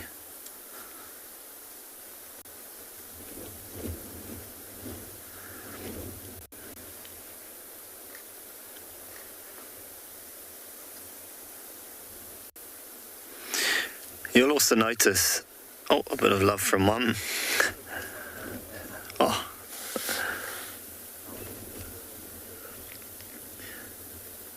See, that licking and grooming is just reaffirming that bond between them, and also helping each other get the blood and that off.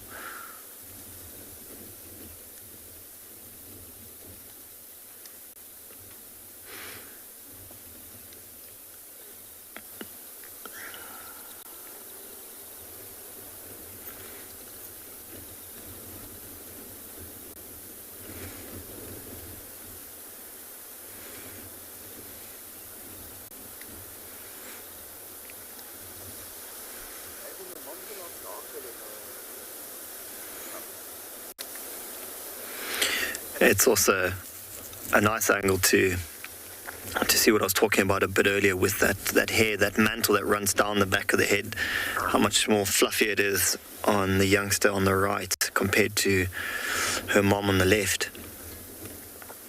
She's also quite a bit lighter, which is quite interesting.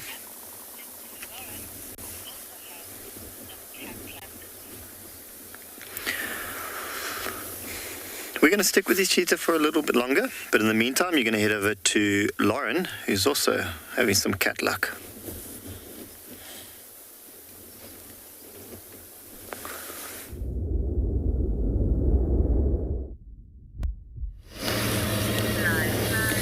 Lots of luck, everyone. I have had luck. Look at this. King of his own castle, huh? Now, I'm the only one here, so I'm going to keep my game drive radio up. It's just the etiquette that we have. I struggle to keep up, but if you come this way, the lines are also... Okay, they're talking about lines. That's absolutely fine. But we have Mr. Maribs in the Mulwanini, but on the Torchwood side, so not on Chitwa. The Mulwanini runs from Torchwood into Chitwa. So he's decided to hang out for a little while on the Torchwood side, which is fabulous. A lot of people say Maribs, but it's actually Maribs. It's not Maribs. Little Prince Charming, you are. You know, he's always here. He's never far. Oh, big yawn. What have you been doing, young one? Sometimes when you watch the cats for long enough and they look so relaxed and they start yawning, sometimes you can actually feel a yawn coming on and you think, it's very contagious between species, not just within your own species. He's right up that embankment. It's actually the perfect spot. Probably cool.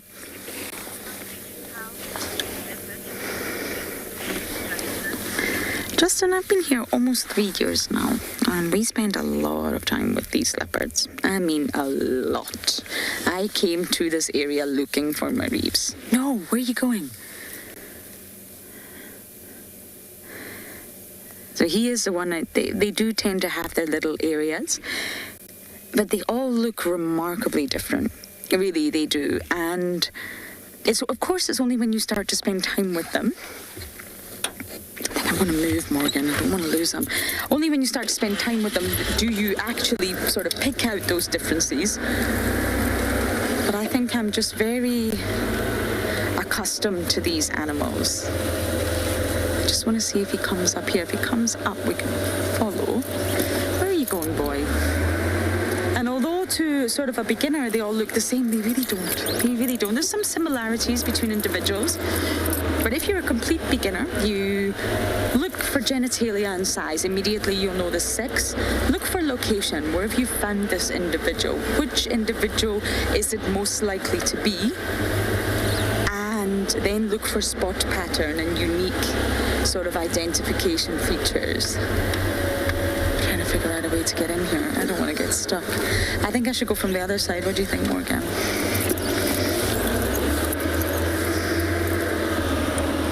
We're going to need a little bit of time to maneuver here. It's gone right into the Mulwanini. We're on Remain, Mulwanini into Chitwa, Mulwanini into Torchwood. What do you think about this? Oh, if I have to call Tristan Dix to get pulled out again, I will be mortified. Okay, I'm going to do my very best to A, not get stuck, and B, find a leopard.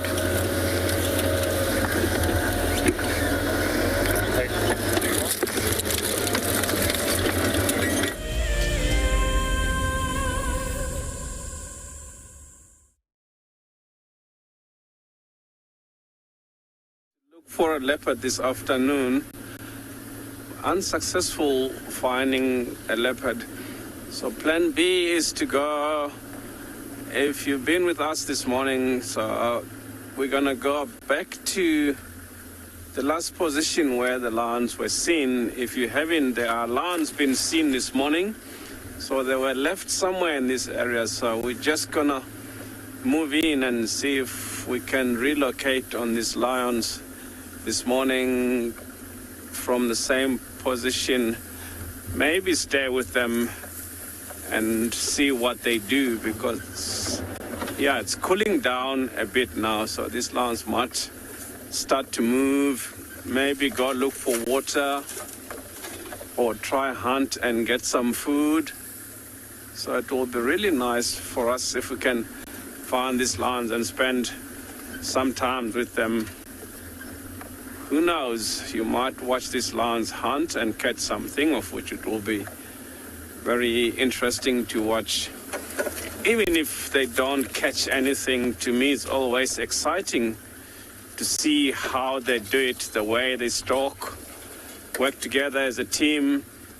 But another interesting thing, even though they work together as a team, is once the kill has been made, it's like every lion for itself. So this is the area where those lions were left this morning, so we're quickly moving into that area to see if we can find them before we lose the light. So the reason we're trying to go in there now is if they've left the area, we still have enough light to follow up and find them, maybe watch them hunt.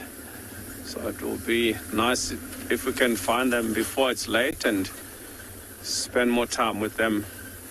Watch what they're gonna do this evening, because they tried to hunt last night and no success. Yeah, like if you don't know, these animals can live for quite a few days, maybe a week without food. They'll try tonight, tomorrow and the next day until something happens. So let's hope to find them soon.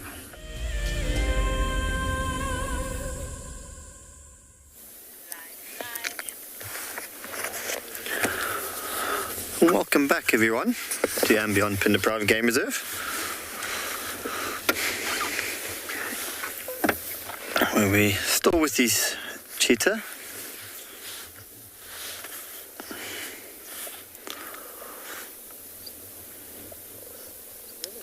And I'm not sure if the viewers at home can hear it. It might be a little bit soft, but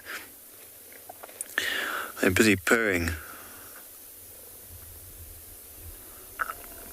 It's just such a cool sound to hear. It's actually quite loud.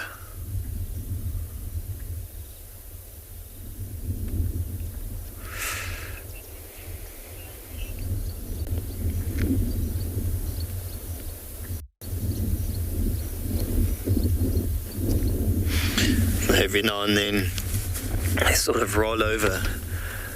I think when you were with me before the last segment I just did, they were actually facing the other way.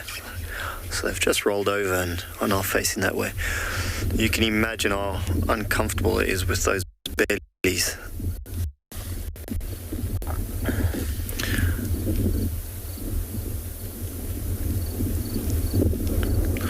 Sort of the same as when you have a big Christmas dinner and you've got to sit down for a little bit. You've eaten that much. That's what these two cheetah are going through. You'll also notice how, if you have a look at their stomachs and their chest, how heavy they're breathing. They're just trying to digest all that meat.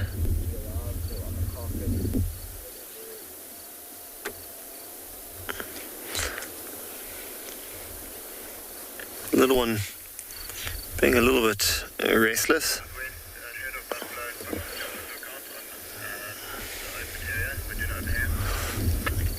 If you have a look in the background there, you'll notice how the wind is actually picked up quite a bit in the last hour. That would also be putting them a little bit on edge.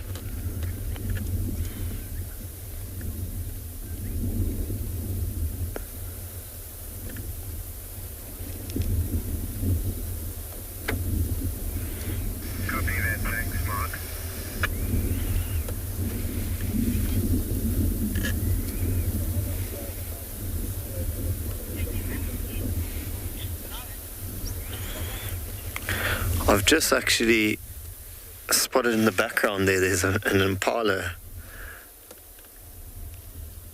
Just walked off there and the cub has actually noticed it. There goes an impala.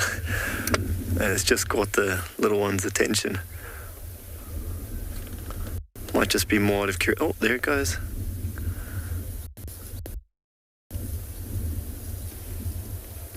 It might. So there's a vehicle just in front of us here. I'm gonna, hopefully our signal doesn't die, but I'm gonna go around.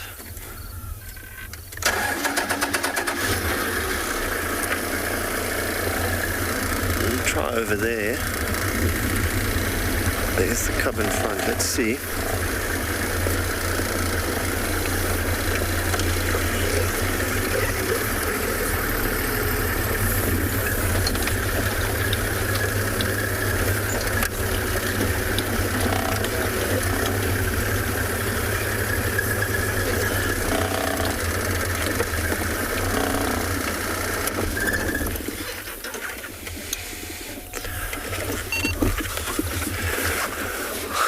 They are also just about 40 meters in front of this cub. There are a couple of wildebeest, so I'm pretty sure they'll blow the cheetah's cover before anything. But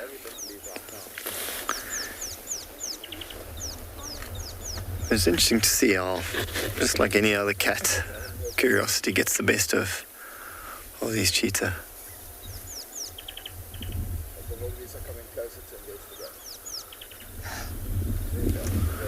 They're going through. I think I'm going to have to try and reposition us again.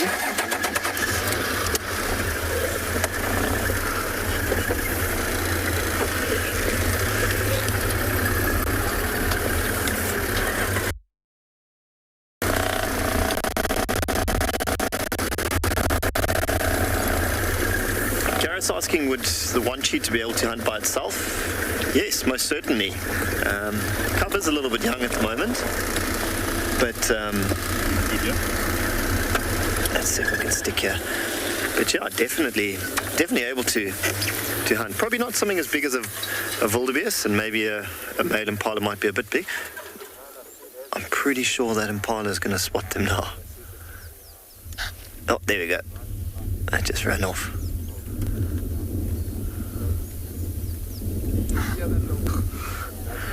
Giving off an alarm call there. South of wildebeest now. So everything in the area would know there is something here.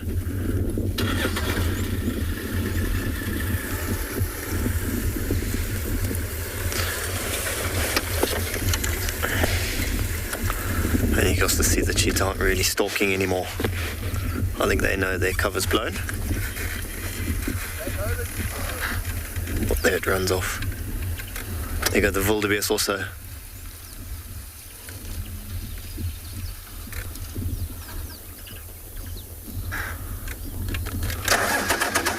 Let's go a little bit closer.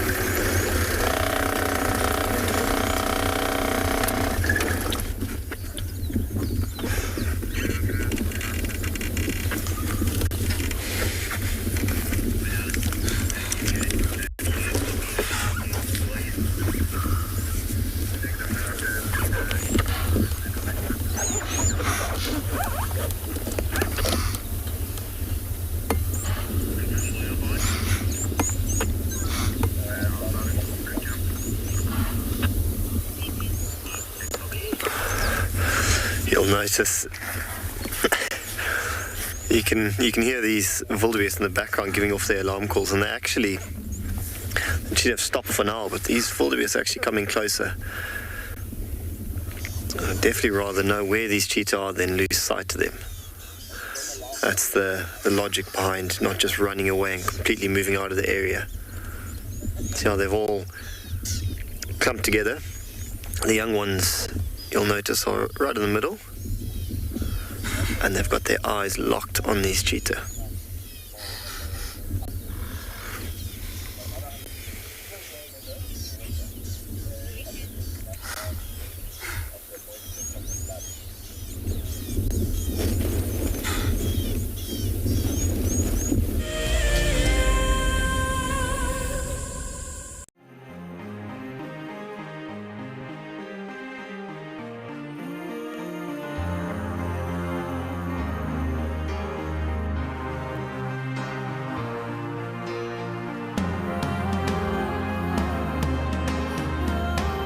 Suspended above Kenya's Masai Mara is a breathtaking lodge where unrivaled service goes hand in hand with extraordinary wildlife sightings.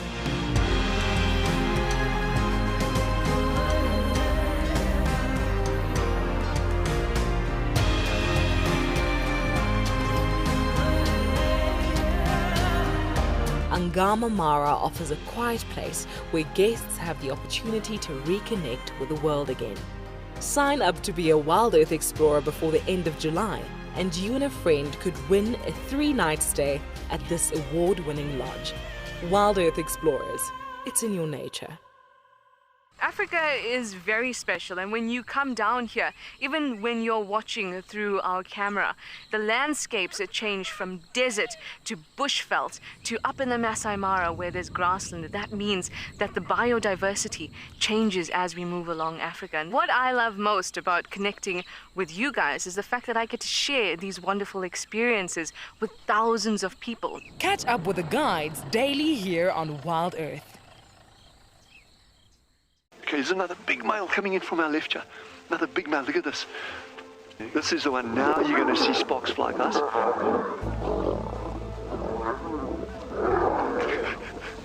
Guys, it doesn't get better than this, eh? Yes, unbelievable. Africa, I love you, eh? Expect the unexpected here on Wild Earth daily. Hi, my name is Tristan Dix, and I am a guide here at Yuma Private Game Reserve for Wild Earth. We love connecting you to the African bush, and we always look forward to all of your questions. If you want to ask a question on Wild Earth, you'll need to register on the website. Once registered, go to our live safari page and submit a question below the live feed. Catch up with me on Wild Earth.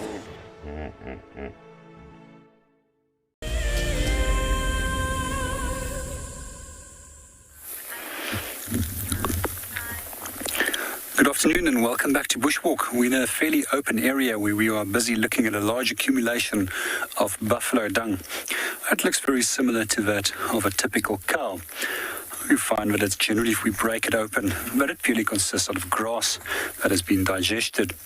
And the reason why there's such a large accumulation in this area was most likely from a few weeks ago when we had fairly windy conditions and these animals were lying up over here in the open during the nighttime. And the reason why they do that is just to stay safe. It's far safer to expose yourself to a wind chill factor than to go and rest up in thick bush where you can potentially fall prey to animals such as lion. We also see a number of other animal species will also utilize these open areas, both during nighttime and daytime. And I've quite often found on windy days that one of the places where you can go and find lions are quite often in these open areas. Lying flat down in a distance, you'll normally spot them. And then what happens, the reason for that is that we don't consider them to actually be vulnerable. However, they are vulnerable to other lions. And I've seen both big male lions as well as lionesses and their cubs lying up in these areas on windy days. Some of the other things that we quite often find over here is also a large accumulation of scrub air dung. These are generally these pale white little pellets that we see over here.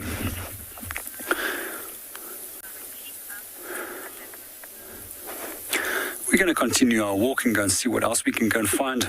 Let's go and see if Lauren is keeping up with a leopard.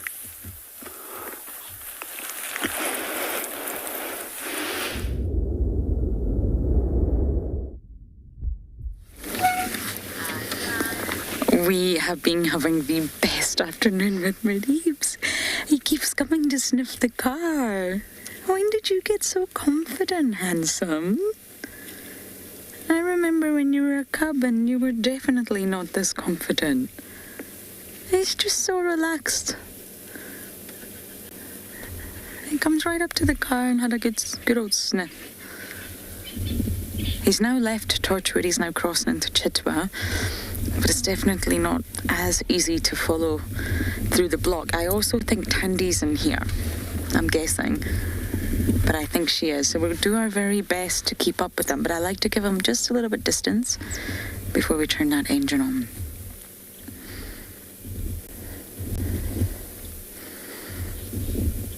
Oh, he's turning into such a fine young man, and I really mean that. As a cub, he was slightly nervous around vehicles. The habituation process has definitely been really successful in the case of Mareebs.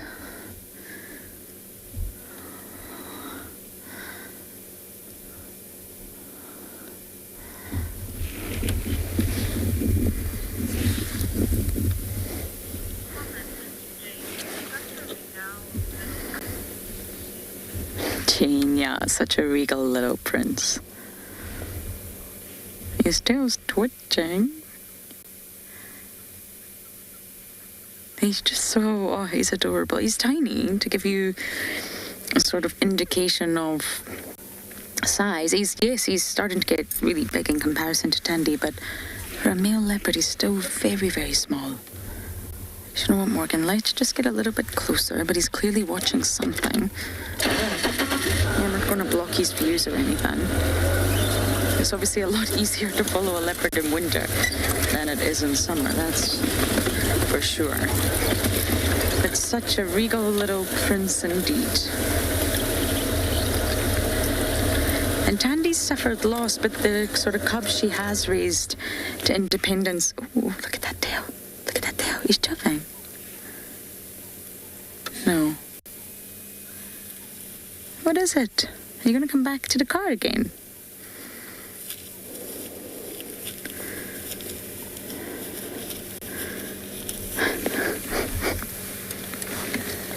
See, he's so small you can't even see him over the bonnet of the car. There we go. Now, the further east he goes, I'm afraid we will lose signal at one point, which is rather unfortunate.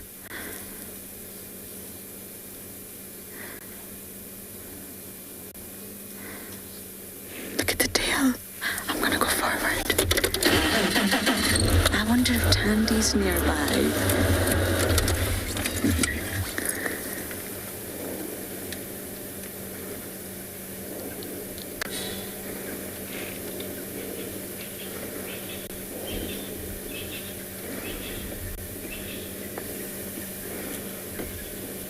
See, smelling, stopping, listening. Smelling, stopping, listening. You see that? Are you looking for Mom?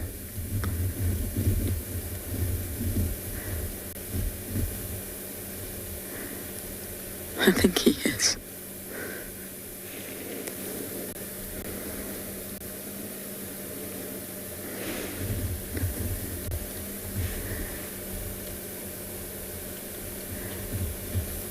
Oh, Mareebs, don't go too far east.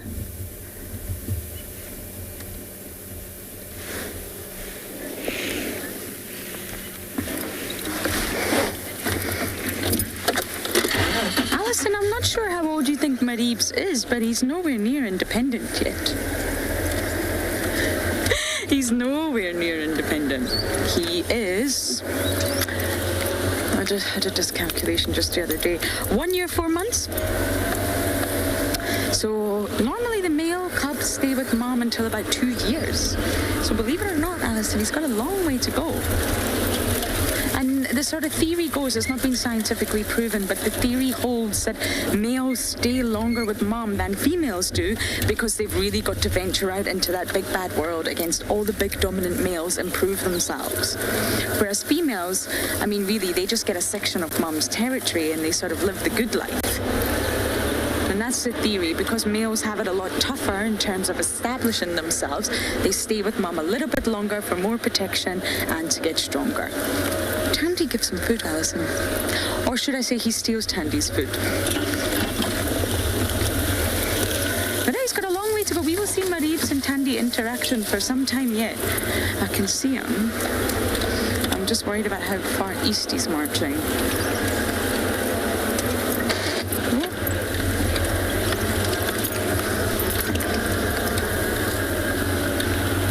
He's definitely looking for Tandy. I can tell by his behaviour. He's not hunting or stalking. He's looking for Mom.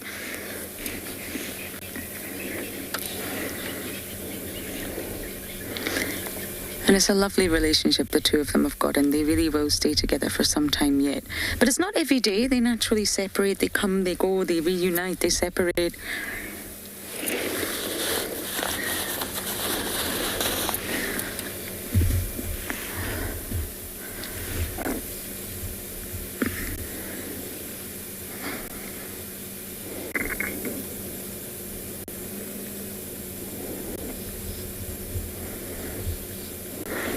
He's just there.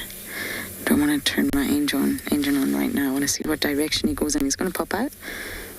There you go. I'd love to see them, two of them together in this light.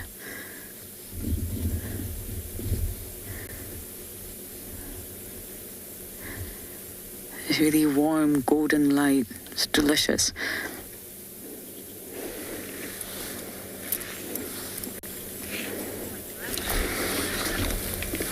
Okay, I'm going to try and follow Mareebs for as long as I can. But for now, over to the leopard whisperer himself.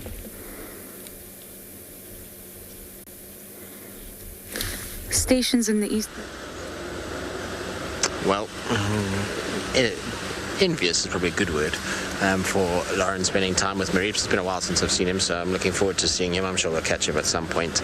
Unfortunately, we've been following two different sets of tracks. Obviously, Moya's tracks, they go south into Hofmann's, and then we picked up what I think is Shadulu's tracks. I mean, I could be wrong, but just judging where they walked, size of the track, those go west into Arathusa from kind of Juma side. Really nice tracks that unfortunately crossed. So that's that for now. So now I'm just kind of plotting as to where I'm going to go next. Tabangumi is north at Hardekul again, so unfortunately we can't get to him.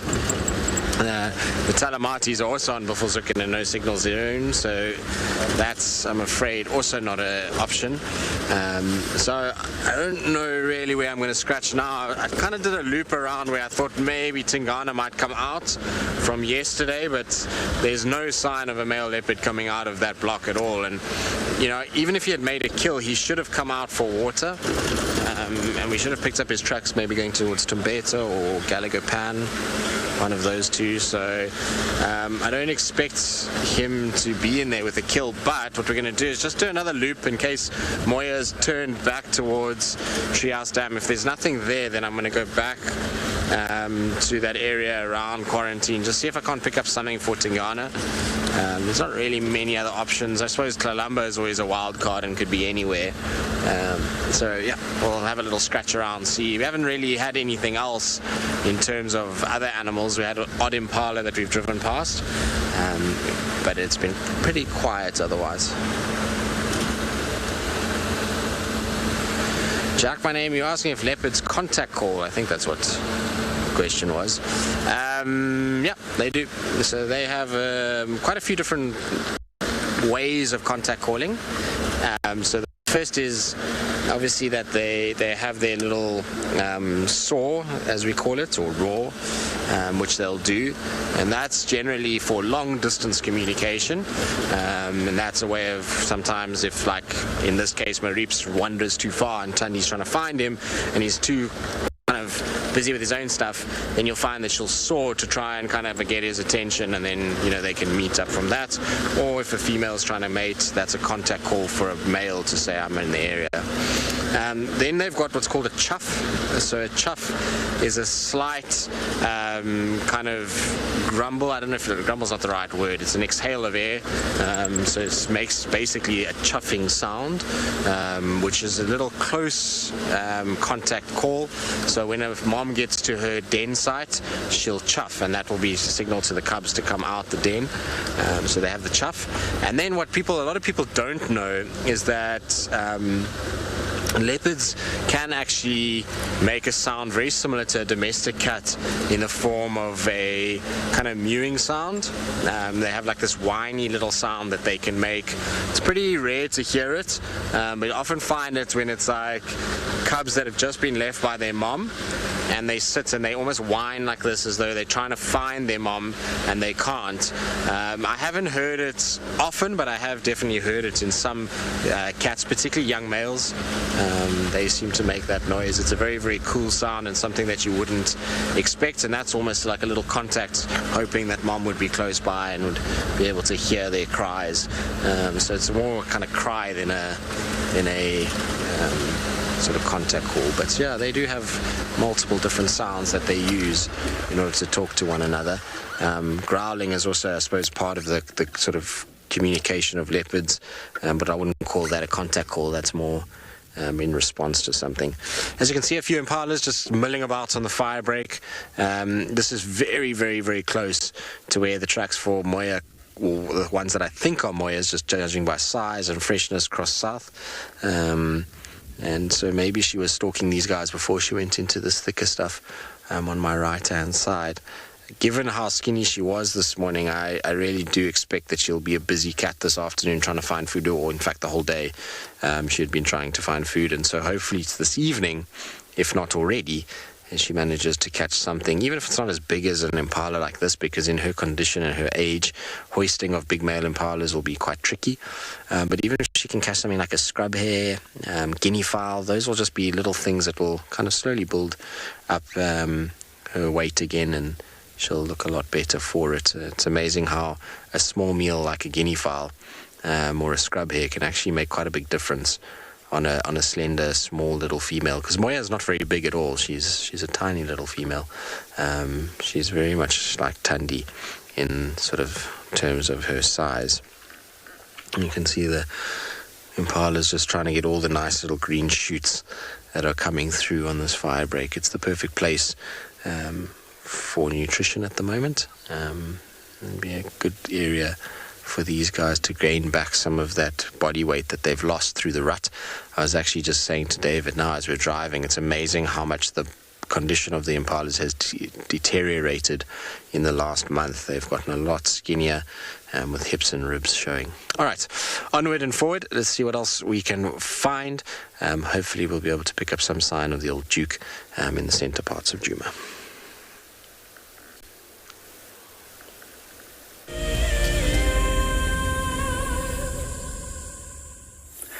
Good afternoon and welcome back to Bushwalk. We've just been walking through an area for quite a while. That's not a very productive area. However, you always have to be alert because anything can happen at any time when you move through the bush. So we all decided let's take a quick little break and just enjoy the sunset and the peace and quiet of nature. So we're just going to turn around and show you a little bit of the atmosphere.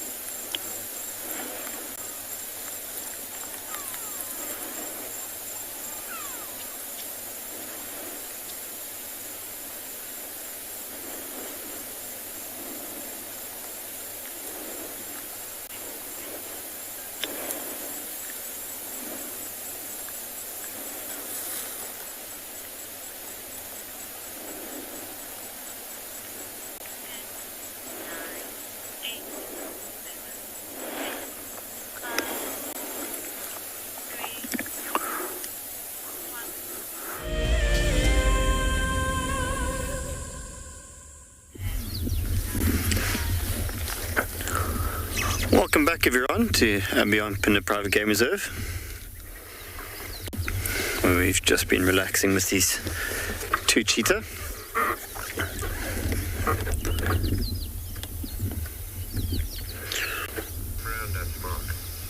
About 5-10 minutes ago there, the daughter, the younger cub, the one we are now, tried to sort of half-heartedly stalk an impala. It didn't last too long. The wildebeest also spotted it, gave an alarm call, and so did the impalas. But classic cats, curiosity got the best of both of them.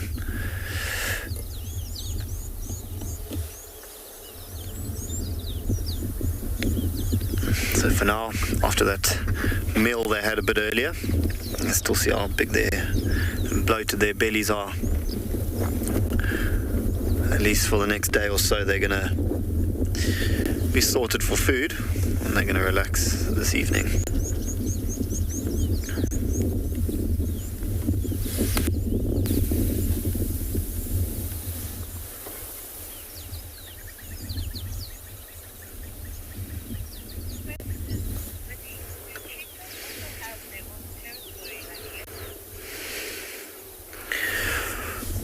Winnie's asking, do cheetah also have their own territories like leopards? So the males will. The males have territories, but not so much the females. The males will have pretty well-defined territories with boundaries, where they'll do a lot of scent marking, the same way leopards would do. But the females not so much. They would move in between territories, male territories. So they are non-territorial.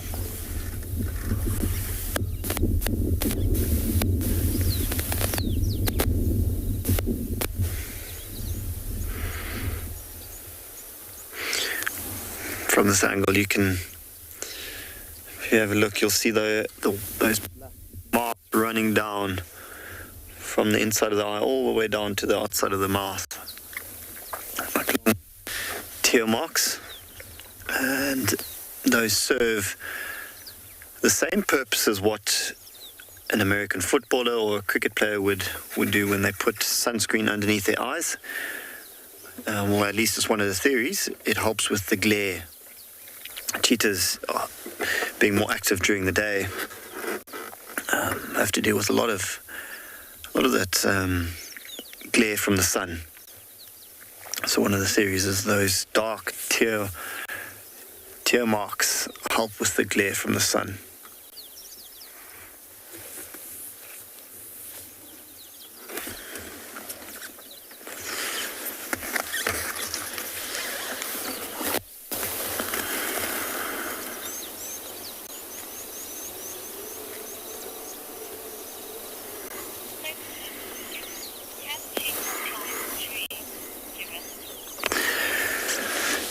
Given's asking, can cheetah climb trees?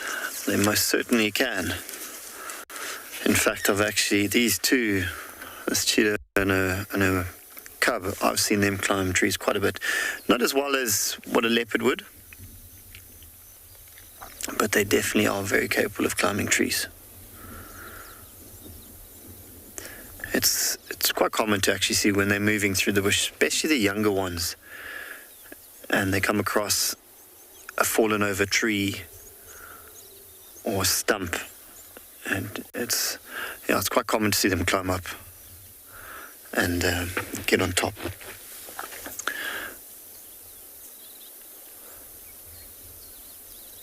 With doing that, they also do like these open areas, but especially if there's a big termite mound in the middle.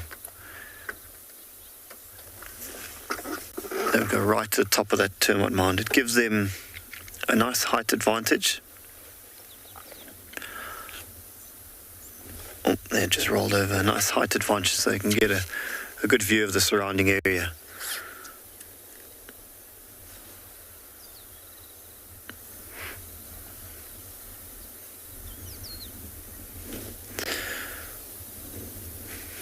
I mentioned a bit earlier how they'll roll over. And you can imagine how uncomfortably full they are. So sort of lie on one side for a bit and roll over and lie on the other side.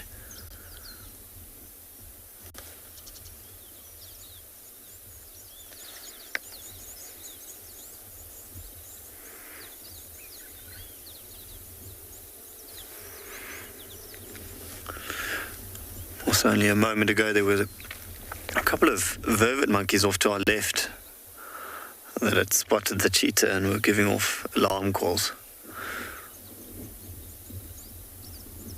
They seem to have gone quiet now, and so have the wildebeest that were there earlier. They've also run off, moved into a different area.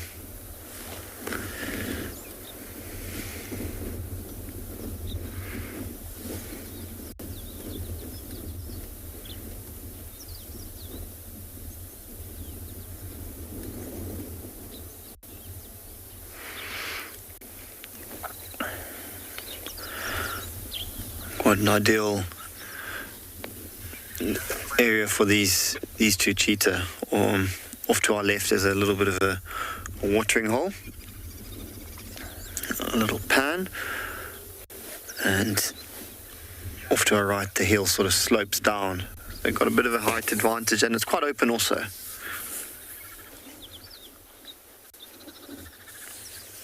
As opposed to leopard and lion, they'd like the thicker areas and they'll stick to that. Cheetah like these open areas where they can not only use that speed and get up to speed a lot easier, but it also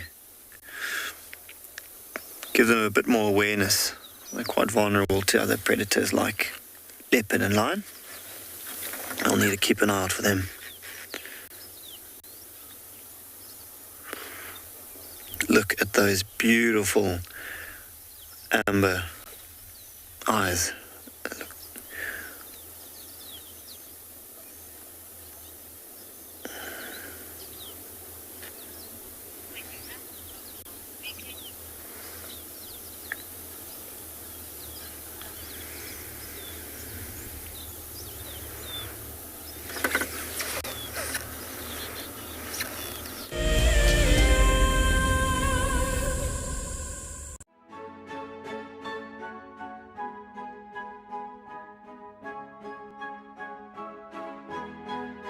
The Wildlife and Environment Society of South Africa, WESA, encourages people to care for the earth.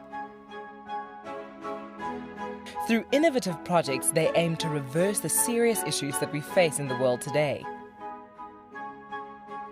One of these projects is Green Coast, a proudly South African award for sensitive and well-managed coastal sites. This sustainability project protects our national coastlines while providing unemployed youth with a love for their environment and a hope for the future. WESA is a membership and volunteer-supported organisation. Every supporter is helping to change the only earth we have. Visit our website to see how you can help care for our earth.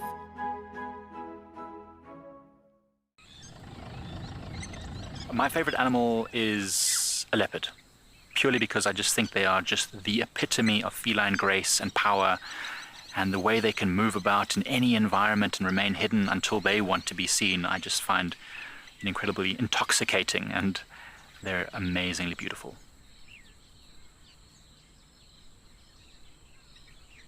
Catch up with the guides daily here on Wild Earth. I've seen something I've never seen here before. Look at these cubs. One is crossing the river. It's being washed away, unfortunately, but I'm sure the mother is going to save her. Look at that. How beautiful. Look at that.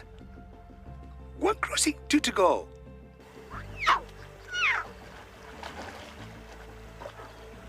How cool is this? Expect the unexpected here on Wild Earth daily. I'm Nikki here at Ambion Ngala in South Africa. I love getting questions from viewers about all the small things within the environment and how it all is integrated with one another. If you want to ask me any questions, please simply register with the Wild Earth website, head across to the Live Safari page and then post your questions there. I'm looking forward to chatting to you on my next Wild Earth drive.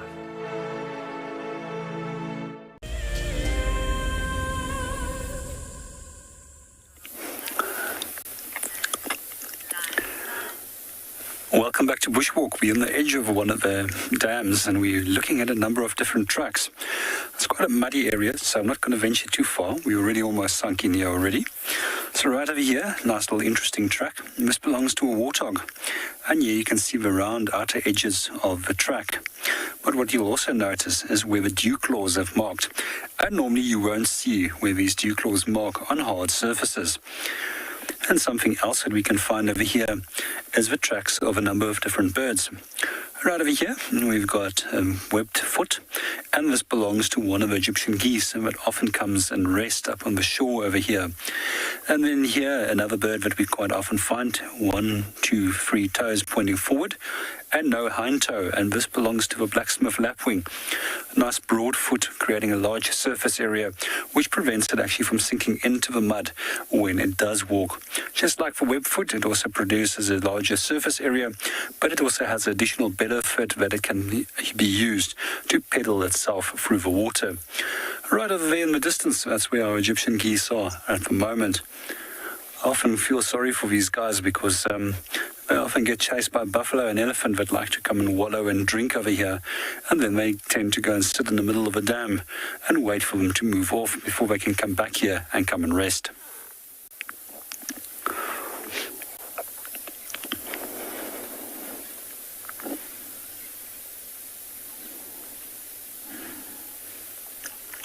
Before I get stuck here, let me just get out and let's go and see what else we can go and find.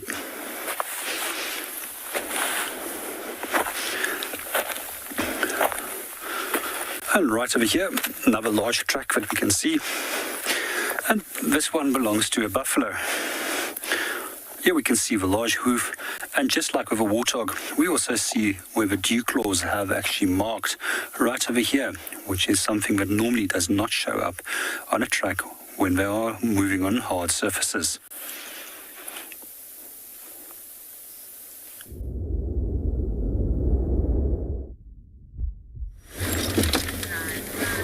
You will not believe it, everyone. We lost Marips and we found Tandy. I knew she was here. I knew it. We're the only vehicle in this sighting, so it feels really precious. And he did the toilet. She came to that exact same spot to smell it. She's following him through scent, everyone. This is just remarkable. Something that sorry, that's my big fat head. Something that we can't do. She's looking for him, he's looking for her. They're in the same area. They're going to reunite. This is exciting. This is exactly what I wanted. But I need the golden light to stay. Morgan, let's follow, because as we know, Tandy is a very easy cat to lose. But they're both here. They're both circling this area looking for one another. Oh, it's amazing. She was really smelling his feces, and I know that doesn't sound nice, I know, but she's smelling him. She knows it's him. She knows it's her son.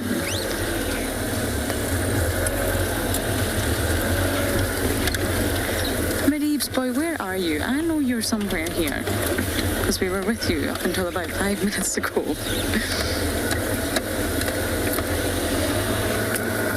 Tandy's here. We've still got visual. He's going to come bounding out to greet his mum. He is going to be overjoyed. But you see what hard work it is for mother and offspring to find one another. It's not simple. A lot of chuffing, a lot of smelling, exploring. They don't immediately just find one another. Sorry, everyone. Okay, Tandy's just here.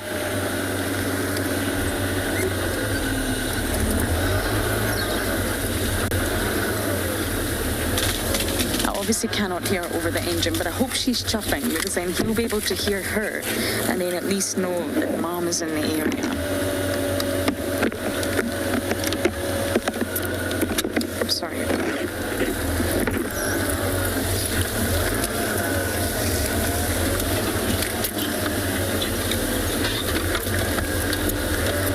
I really want to see them reunite. I love sightings of them together. Especially when they've both been looking for one another.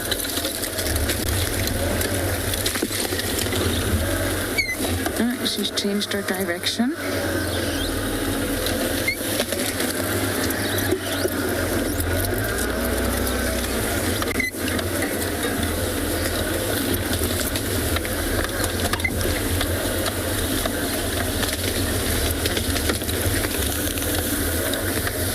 Sonia, you love it when they reunite too. I don't think we've had too many sightings of that actual moment. It's one that's quite rare and few and far between, but it's special, right? But they're both looking for each other. I knew it. I knew he was chuffing earlier, and that funny movement he was doing with his tail. He's seeking mom. She's now looking for him. But Morgan and I literally just lost him minutes ago in this exact block, so he's here. I just don't know how long it'll take them to actually sort of meet one another. And naturally, they're cautious. They don't want to vocalize too much to draw the attention of other males or lions or any other threat, hyenas. But naturally, they have. She's doing that thing with her tail.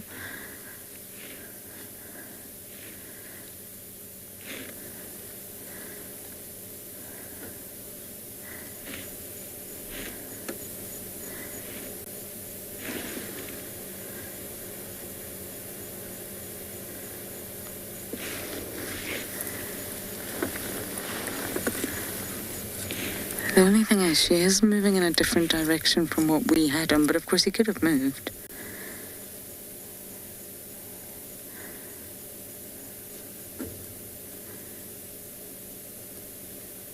Okay, Morgan, I'm gonna follow. Normally these leopard sightings... Oh, I've got a big passenger. A big stick under my car. These sightings can get really busy, but we're the only ones here.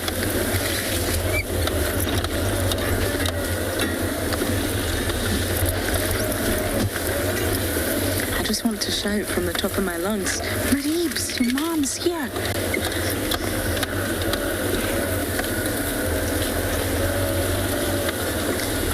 Leah, Tandy doesn't sleep in a den, and it's Mareebs.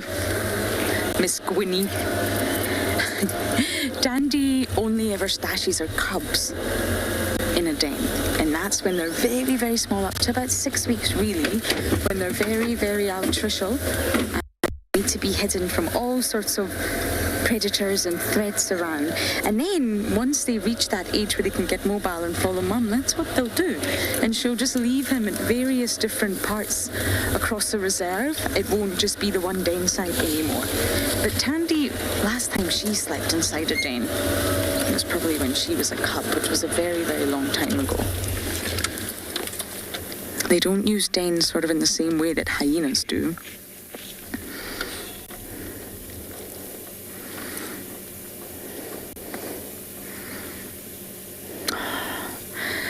I feel like she is moving further and further away from here where he may be, or at least where we last saw him. Okay, Morgan, let's go.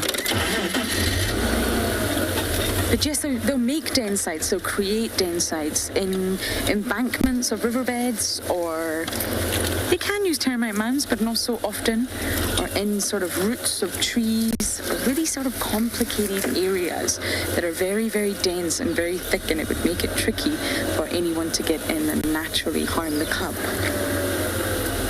Morgan, can you see her? I've lost visual. I've lost visuals. I'm just going to drive very, very slowly. Hopefully we'll manage to see this pair together, but for now, over to Pridelands.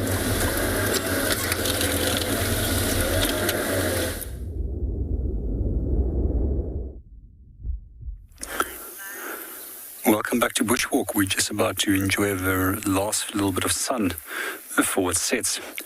But just behind that, there's an elephant that started moving out of the sunset towards our right. Let's see if we can find him. At the moment, he's obscured behind the thick vegetation. Ah, there we go. I hope that he's going to come and have a drink.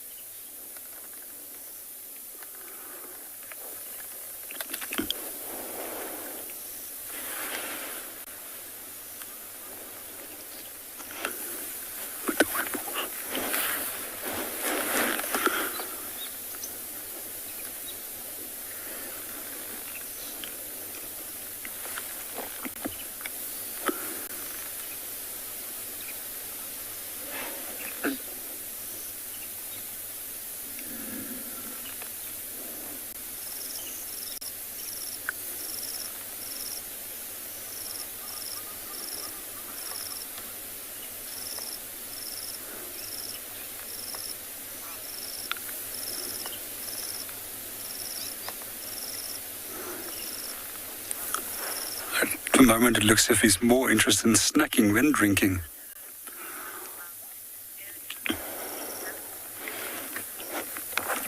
Good afternoon, Lisa, and welcome to the show. That's a very difficult question to answer because the area is also open to the greater Kruger National Park. If we think of a Kruger National Park itself, it's some 20,000 square kilometers or 2 million hectares.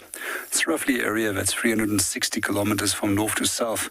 And then at the western border of that, there's a number of different smaller game reserves, of which we form part of.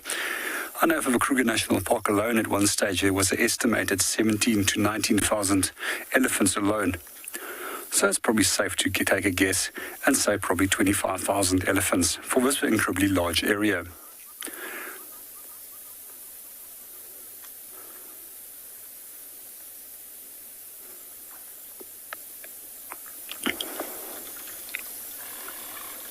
Just listen to those little water drops that's dropping from his trunk as he's busy drinking. What a beautiful sighting.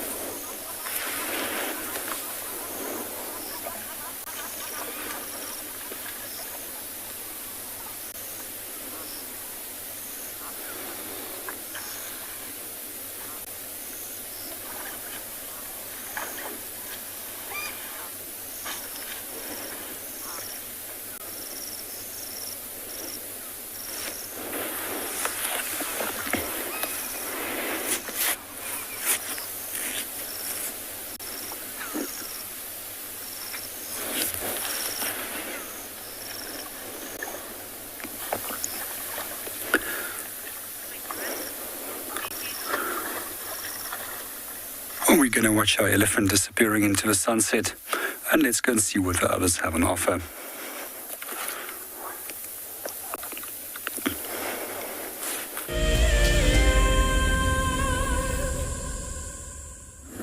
Yeah, still unlucky with those lions, but we still have hopes that we'll find them. Otherwise, this morning both the two ross males were with the pride, of which we're hoping, because the sun is about to go down, getting late, to go down on foot and track these animals.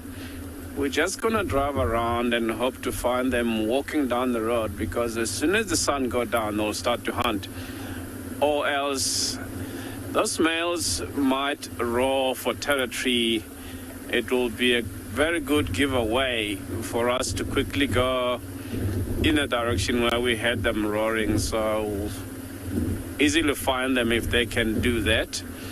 And it's also going to be nice if they start to roar, we might find them and sit and watch them roar, because it's not very often that you'll watch lions roar while you're there. Normally you'll hear lions calling from a distance, but not to watch them do it while you're there, unless those females started to hunt early.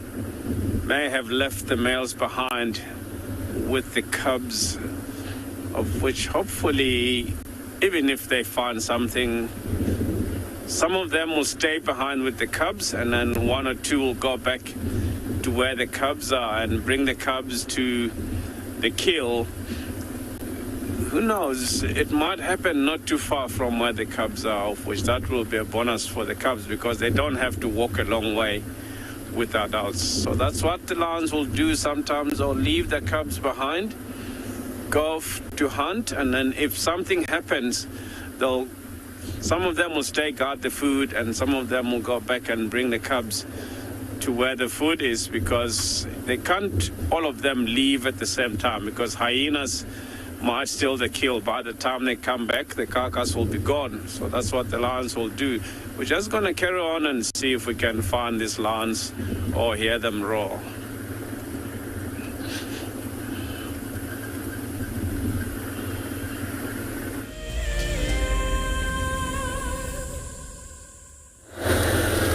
This has been some drive. This is Tandy. She's running. They've done a huge loop. She's done a huge loop. I can't vouch for where he is right now. She's done a massive loop. We've now popped out. I just want to see what she's looking at. We've now popped out on A Road, which is fabulous. But they're running loops around each other. Oh, Tandy girl, no. No. Okay.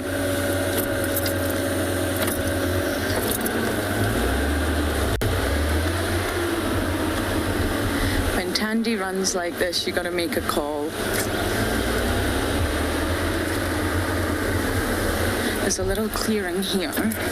As long as it doesn't get too thick, we'll try and follow. They're going to reunite, 100%.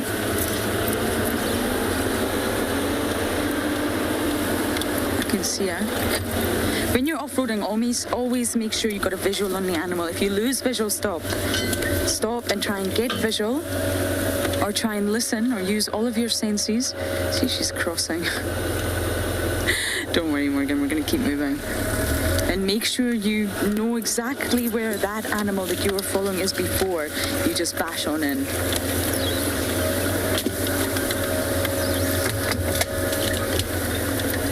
I really hope they reunite.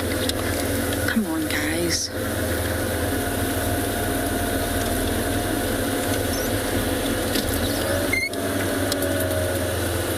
You see how Tandy just disappears into the grass like that? You're pretty much having a sort of view of what I can see. You have to really pay attention. Now you're getting spectacular views. But prior to that little zoom, that's sort of my visual that we work with out here. Why are you moving so slowly, Tandy?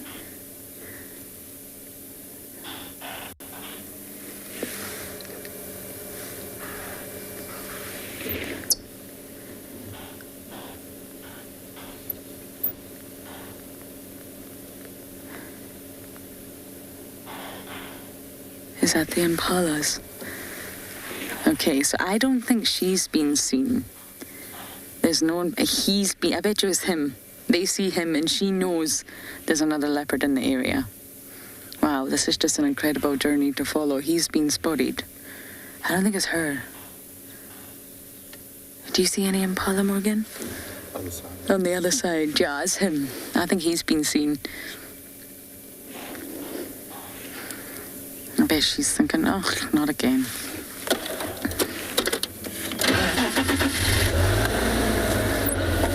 I think that's the leopard's least favorite sound.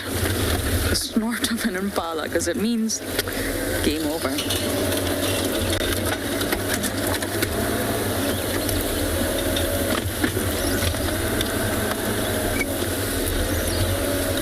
going to go this way, change my mind. Once we do lose too much light, I won't follow them off-road. But right now, we're still quite good in terms of ambient light.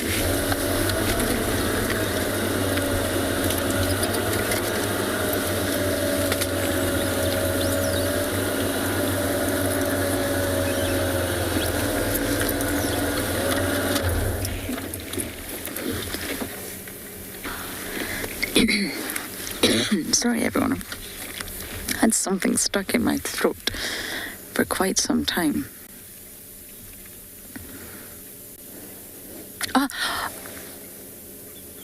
I think I see him. There's a leopard running right in the distance. I think I can see him. Straight ahead. He was running about here next to the sort of orange vegetation. I think he's long gone, but he was there. They're going to reunite. She knows where he is. Okay, let's follow.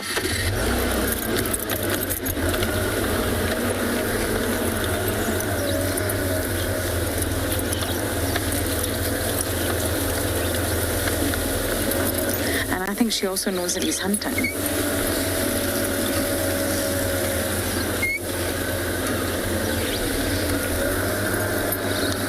He was just running this way. But we're going to follow Tandy for now.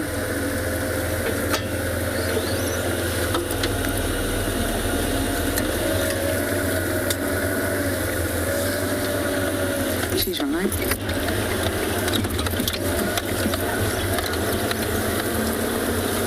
I don't know if you would call this running. It's more a light jog for Tandy, but she's on the move.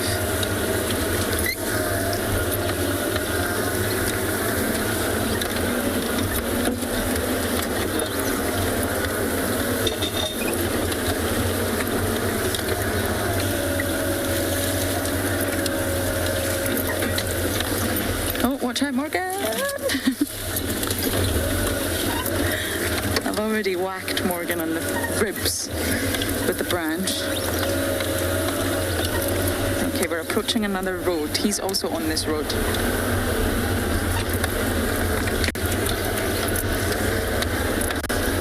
Or he was at least heading this way.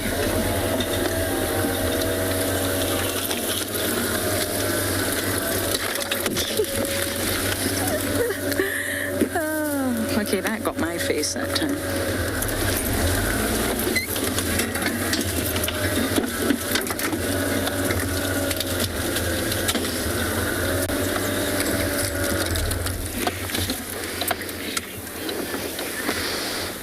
And if you're crossing fingers that they reunite, and they will, 100%. It's just whether it's while we're here, I do not know, but they're definitely going to reunite. They're in the exact same area. I saw him running. He's following Impala. Could hear the Impala, and she also knows where he is.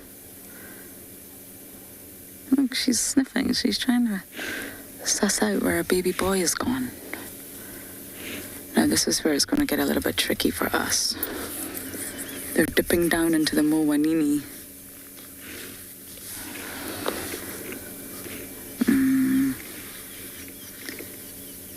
Okay.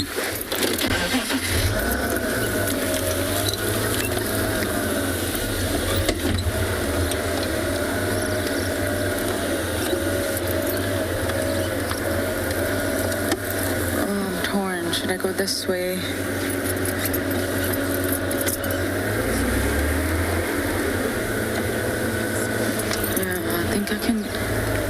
if we go this way, I think we'll be able to get a better visual of her and see where she's heading. We've done a complete loop, everyone. This is exactly where we had Marie's earlier. I can smell the chips again. Can you see her?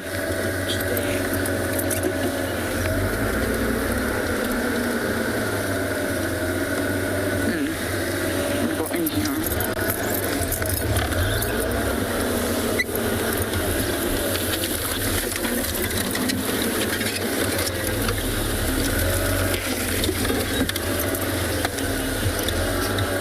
Quinn, can you just let us know you're still with us?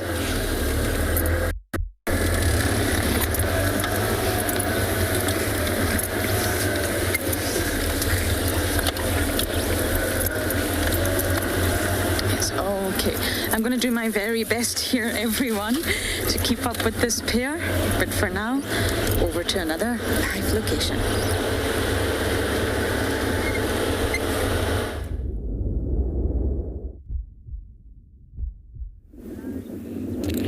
We at one of the dams here at Tswalu. Looks like there was an oryx just approaching. Still hoping for those lions, but with general game approaching like this, there's minimum hope that there would be around here. Wind is starting to pick up again. The sun is just touching those mountains and just going behind. Oryx is still in doubt of whether to approach or not to approach.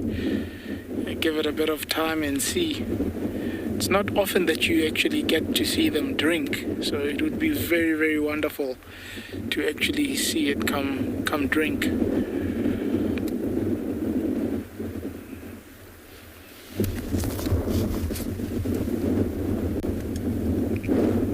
Still just checking us out there. And look at the contrast if you compare them to the background. Amazing. Just look at that. Looks like a painting. No, he doesn't trust us at all. He's gonna go behind the bush there. Very, very skeptical at this time. Lots of wind. I'm not too sure, so you can understand why.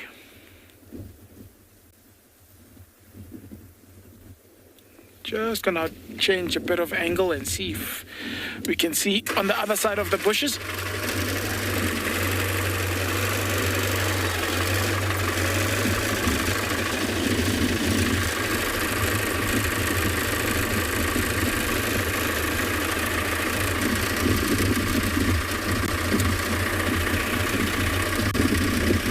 Just looks like it's a solitary oryx.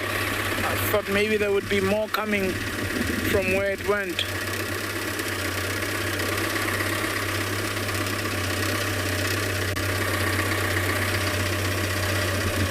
Yep, just a solitary animal.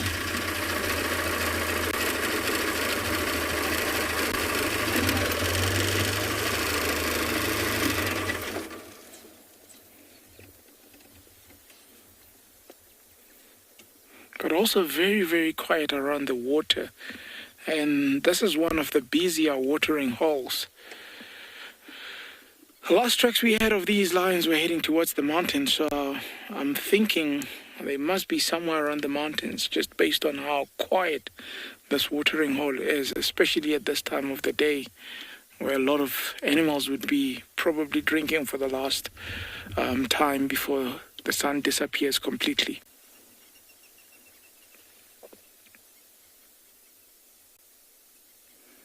And off goes the oryx into the distance also.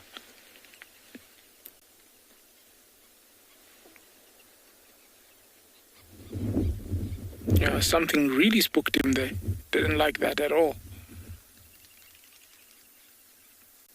So it could also be picking up smell from those lions, because there's a lot of wind. So that could also be that he just took off like that.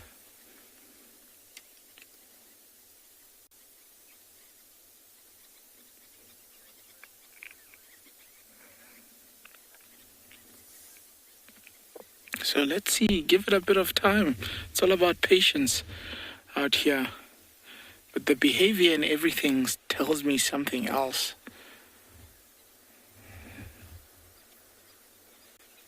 There's a couple of doves also just landing on the edge of the water there.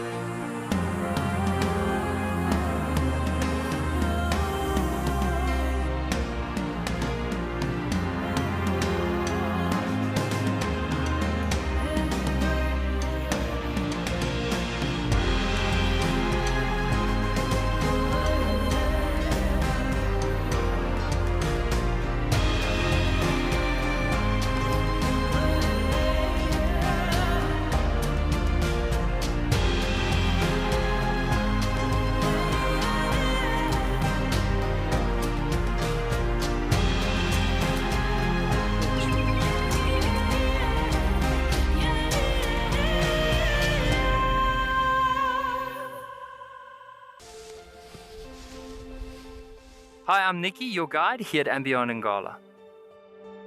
So my favorite animal in the African bush definitely has to be the zebra. Because like people, with our fingerprints, every single zebra has a different stripe pattern. And, of course, a group of zebras together is called the dazzle. How unique is that? Come and join me or one of my colleagues here in Ngala for a sunrise and sunset safari on Wild Earth.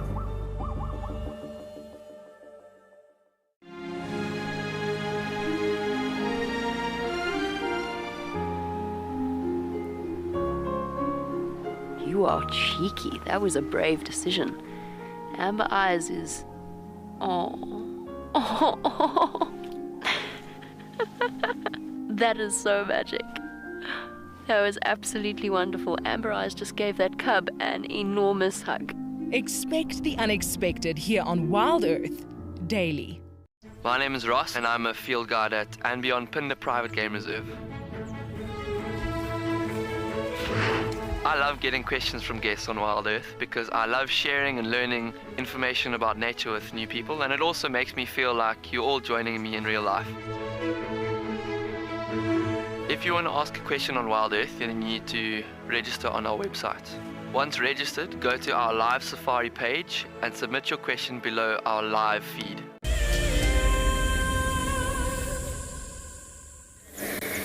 Morgan and I are seriously melting here right now. Tandy has just curled up into the cutest little ball in this sort of crack on the embankment of the Mulwanini and just falling asleep. Oh, Tandy, it's far too cute. Now there's another vehicle coming. I'm hoping we don't have to move because I don't want to wake her up. She's just literally curled into a ball, completely fallen asleep.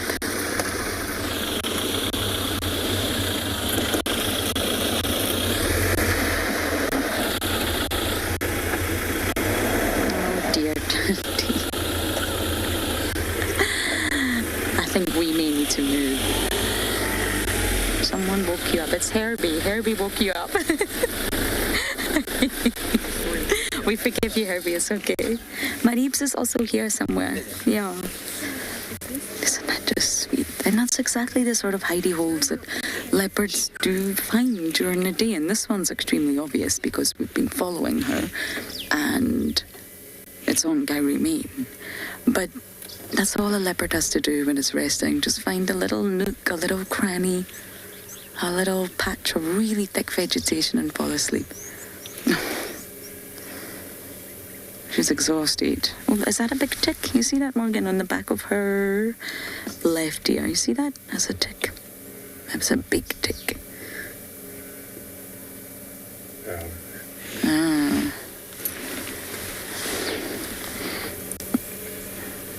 blood on her face. That possibly means she has snacked on something fairly recently.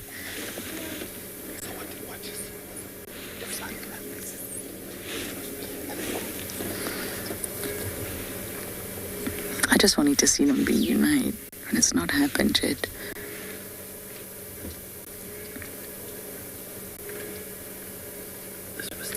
He might also be able to smell his mother, remember? It'll work both ways. Because when we first saw him, that sort of rapid movement he was doing with his jaw, he was actually chuffing. We just couldn't hear it because our engine was on, but he was just doing this really small, sort of soft call that mother and offspring use to communicate with one another.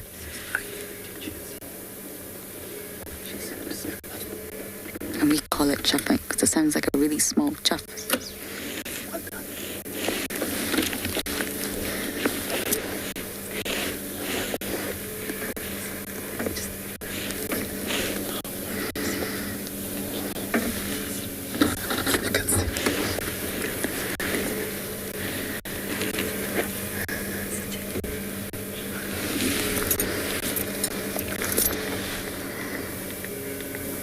It looks surprisingly comfy, doesn't it?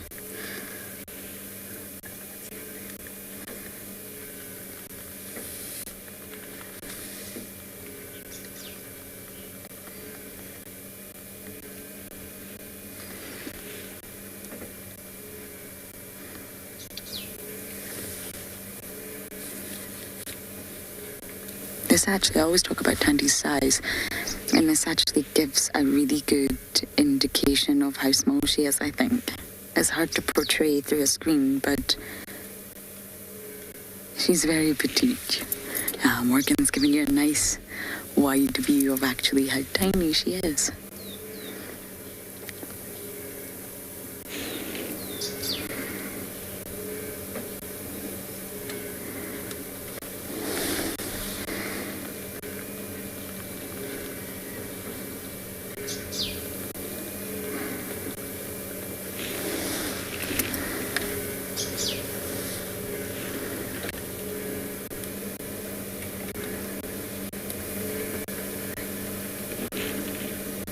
Antonio, you're asking at what age do leopards reach sexual maturity?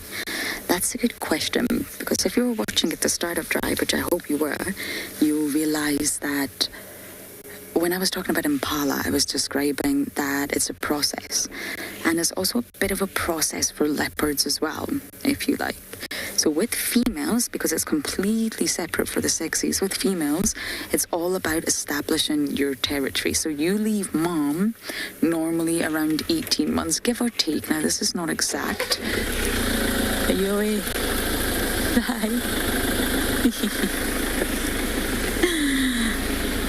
I'm sure many of you will remember Herbie. Yes, the female normally leaves around 18 months, and she's not just immediately sexually mature. No, again, it's Tandy, stop being so cute. How can I answer a question when you're being sweet like that? And again, it's all about cues, environmental cues. So she's got to establish a territory. But before establishing a territory, she's got to figure out a territory. She's got to sort of figure out who's the neighbours, who's the enemy, where is mom? Okay, mom's to the east. I've got Shadula to the west. I've got Sabui to the south. I've got Luna to the north. Okay, I'm going to take Juma. Once she established a territory and starts to become territorial, she goes through a biological hormonal change. Once the hormonal change takes place, she naturally will come into a full estrus. Sometimes a pseudo-estrus happens first, but then it's a full estrus. And once she comes into a full estrus, she's got to mate. Then only once she mates, she can reproduce. So normally for females, they're sexually mature around 3, and then on average, their first litter is around 4. But this depends on a whole number of factors. It's not the same across the board. And for males, it's normally quite similar in terms of sexually maturity. It's normally around 3. But for a male, they're not going to get to mate, really, until they're a territorial dominant male, which normally, give or take, around 5. Males leave mom around 2. But it's a long process. Look at Tavangumi. Tavangumi's well over 3 now. And biologically, he could be sexually mature, but who's going to mate with them? He's not dominant. He's not got a territory.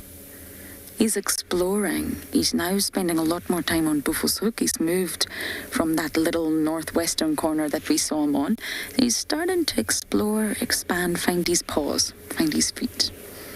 Then, once he gets a territory, the behavior changes, the testosterone rises, the dewlap develops, the calling happens, the scent marking happens, and he's fully a dominant male. And then, females will start mating with him. He'll get a whiff of a female in estrus, and of course he will follow, and the females will mate to him because they reside in his territory. So again, it's a process. I hope that makes sense. But normally they are sort of sexually mature at around 3 years old, give or take. I'm not going anywhere, Tandy. It's been far too cute. I'm going to sit here. Hopefully Maribes joins, but you guys are going to head over to Ngala.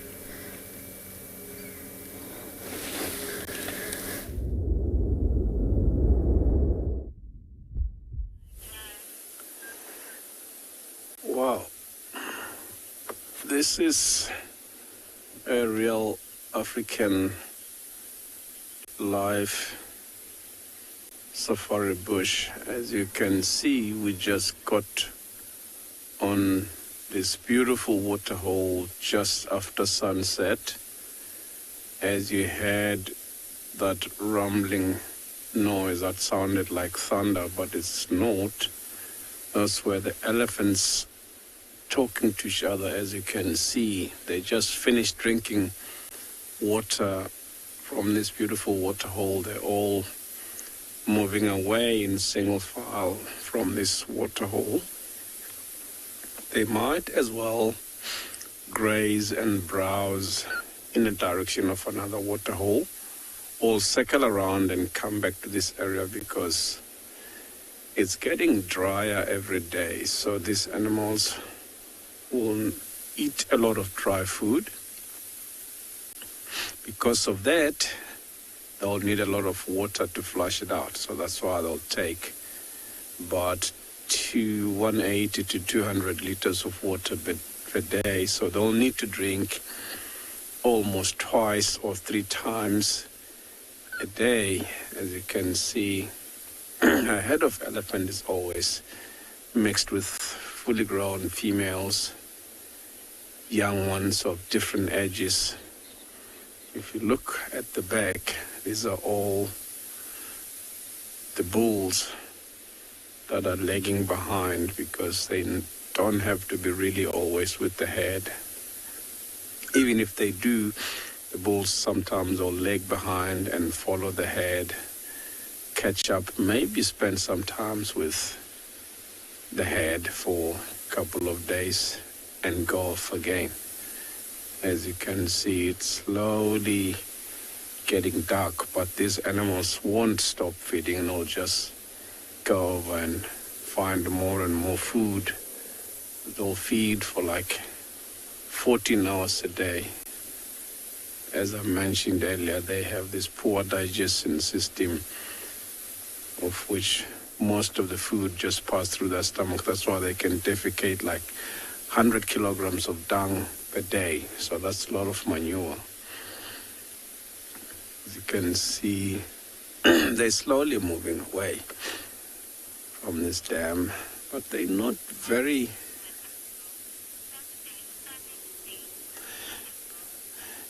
It is, Leopard Girl, just like I said earlier on, this is a real Africa or African life safari, because not very often you get to a beautiful waterhole like this.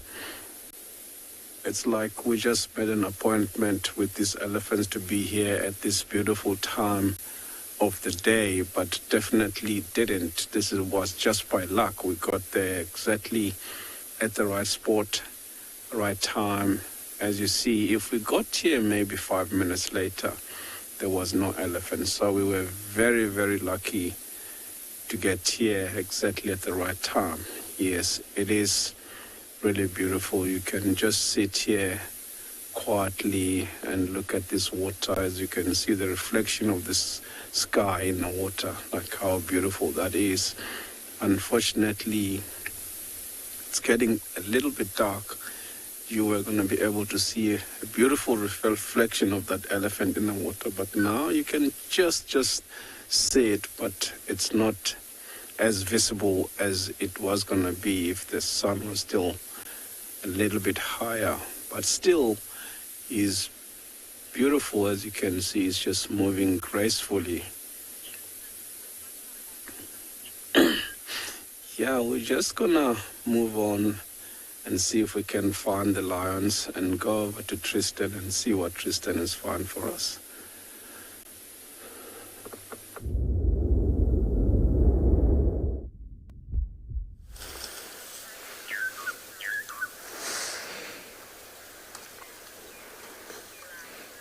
Well, like we also with elephants, and particularly a cute little baby that's having the best time. We unfortunately been struggling a little bit just to find a way to position to get signal. We had actually a very cool sighting of a whole herd of elephants on top of this massive termite mound that were completely silhouetted against the setting sun.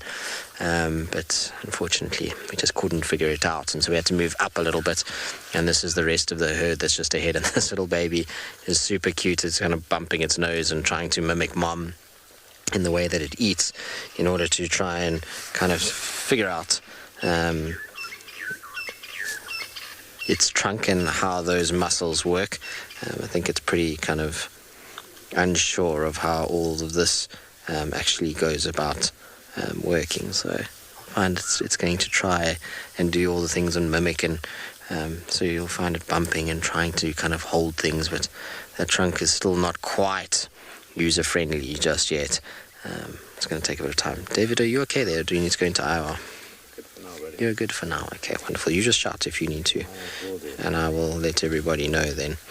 David says he's okay for now, which is wonderful news. But it's been nice to see quite a few Ellies around. There have been quite a few tracks that I've noticed as we've been kind of meandering through the reserve today, which has been very pleasant. I always like when there's lots of elephants around. They're one of my favorite animals out here. I find them absolutely beautiful, and they typically are quite busy creatures, so you always end up with a really nice sort of sighting when you spend time with them. I always think that if you just kind of sit with them and enjoy them, they'll always give you some sort of behavior, and that's the one nice thing with elephants, is that they've always got behaviors that they like to exhibit and show, which is always very, very, very cool. Oh, bless you. She just passed wind. That's not necessary. We don't need a radio blaring in our ears, so let's turn that off. Not much on the radio. That's accessible for us anyways. Might as well just keep it down for now. Nice just to sit and listen this time of the day. This bird's just starting calling, and the Ellie's feeding. It's very, very, very cool. BI, do elephants sleep during the night? Excuse me. So it's quite interesting. I always was of the opinion, and generally had read and been told, that most elephants' herds, you'll find that young ones and sub-adults tend to lie down, with the adults being a lot more sort of upstanding and feeding during the nighttime. But when we started to doing some nighttime droning a few years ago, what we were finding is that early hours of the morning, so 3 o'clock in the morning, 3:30 in the morning, the whole herd would often be lying down. So every single member of the herd would be flat and sleeping. And so, yes, they do sleep during the night. And when you're this large, I suppose you can afford to. The only problem with that they have is that because of their digestive tracts and the size of their bodies, is feeding means that they typically can't lie down for long periods. They still need to kind of keep this body going. And so short periods of rest, of lying down, is probably what happens during the night. Okay, David is going to go into infrared now, everybody. So in 3, 2, 1, there we go.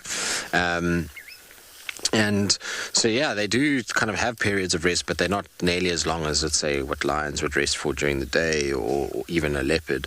Their periods are slightly shorter, but it was fascinating to see how the whole herd would lie down and everyone would kind of just position themselves. It was almost like a little sort of pile or cuddle puddle of elephants as everyone sort of positioned themselves right next to one another. You can hear she's just breaking the tree a little bit at the moment.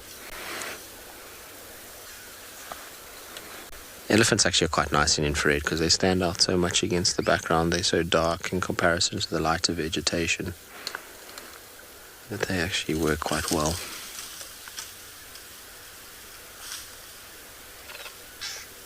As I was saying, nice to just sit and listen to them as they go about their feeding.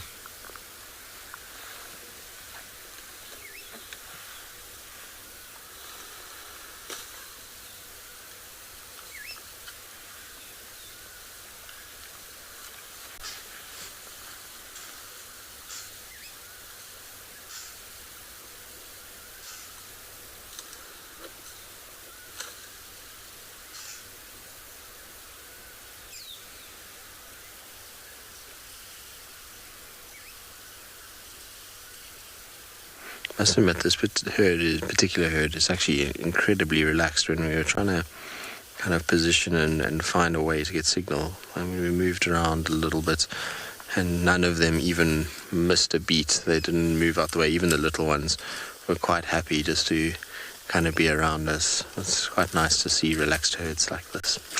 All right, we'll probably carry on and leave them to their dining experience. We'll see what else we can find. Buffelshoek Dam is not too far away, so we'll go and have a little scratch in there, see if anything is lurking.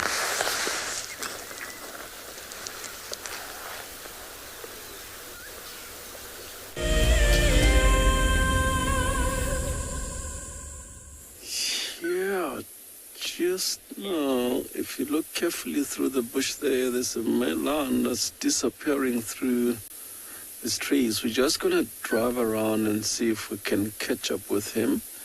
This is one of the roast males, which is definitely behind the rest of the pride, which they may be moving ahead of him. So let's not waste time. Let's try drive around and catch up with him before he disappears from us. So finally, we found those lions that we were trying to look for. Let's follow this male and see if he can take us to where the females and the youngsters or the cubs are, because he's definitely sniffing through the grass and then moving in that sort of direction. So they may have headed in that direction where he's heading. So as you can see, there he is, straight in front of us there. And you see he's just sniffed on the ground and making that funny face. That's what we call the Flemon's face, which that's definitely where one of the lionesses have urinated. So he was just tasting the urine through the Jacobson's organs to see whether the females was on hit or not. So he's moved again, sort of like disappearing through the bushes, and then we're just gonna keep following him. He's definitely leading us to where the rest of the pride is. As you can see, he's moving quite steadily. So I'm sure that's where the pride is headed, along that path where he's going. So let's hope these animals are gonna start to hunt. So we're just gonna follow them and see what they do this evening, because this is about time these animals goes off to hunt. Even if we can't see any of the females in front of him, but they definitely up ahead of him. So let's hope he's gonna take us to where the rest of the pride is, and hope see them.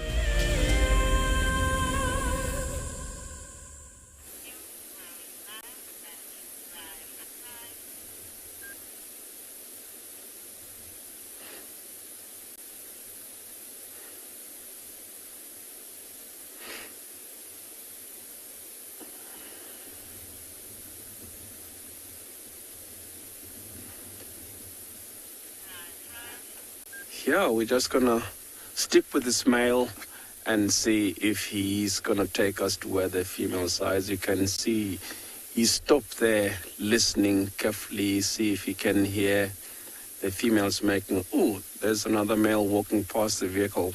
He was just following us, so he just came from right behind us. So both the two roast males are here. So they're definitely following the rest of the pride. As you know, the males who lie down and lag behind come from behind the rest of the pride.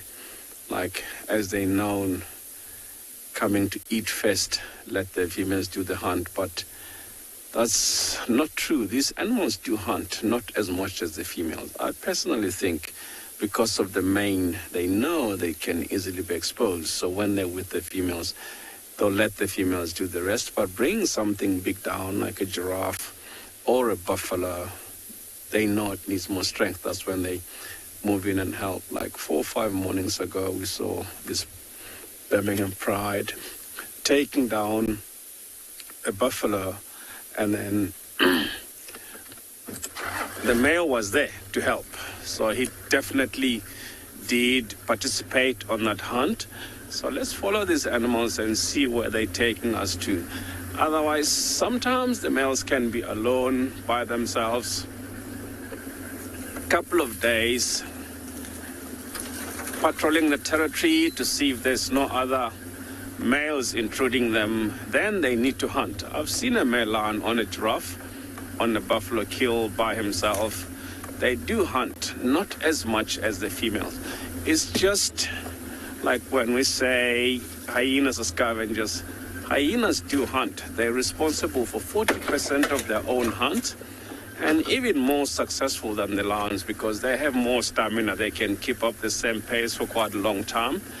Otherwise, I would say all the predators are opportunists. They take whatever is there. The only animal that doesn't go for anybody's food will be a cheetah. Oh, look at this, one of the young stars or the cubs lying on that beautiful termite mound there. I'm just gonna stop here. As you can see, the two brothers rubbing their heads against each other. If you look slightly to the left of the mound, there's one of the cubs, and lying on top of the mound watching the males. Possibly the mothers are here, and then the rest of the pride may be behind the termite mound. So these animals are just gonna lie down. This is what they do once the sun has gone down. They'll walk, stop and listen. Walk, stop and listen until they hear something. So once they start stalking, thank you very much. Yeah. Otherwise, once they hear something and then they start stalking, and then the cubs will know to stay put and wait for something to happen, or just listen carefully. As soon as the chase starts, once the females have succeeded, the cubs will know if it's not far from there, and then they'll take off in that direction and get something to eat. So not too long, I'm gonna drive around. Let's just wait and watch that cub playing on top of that mound, because it's very playful, the cubs, when they're still young like that. If he happened to go down, we'll drive around that mound just to check, because the males have just gone around that mound. So I presume the rest of the pride is behind this termite mound there. See that one cub is just gone down below. And then, as you can see, it's a bit dark now. Let's try drive around, see if we can see the rest of the pride. I think they're just lying behind this termite mound here. I can just see one that's still.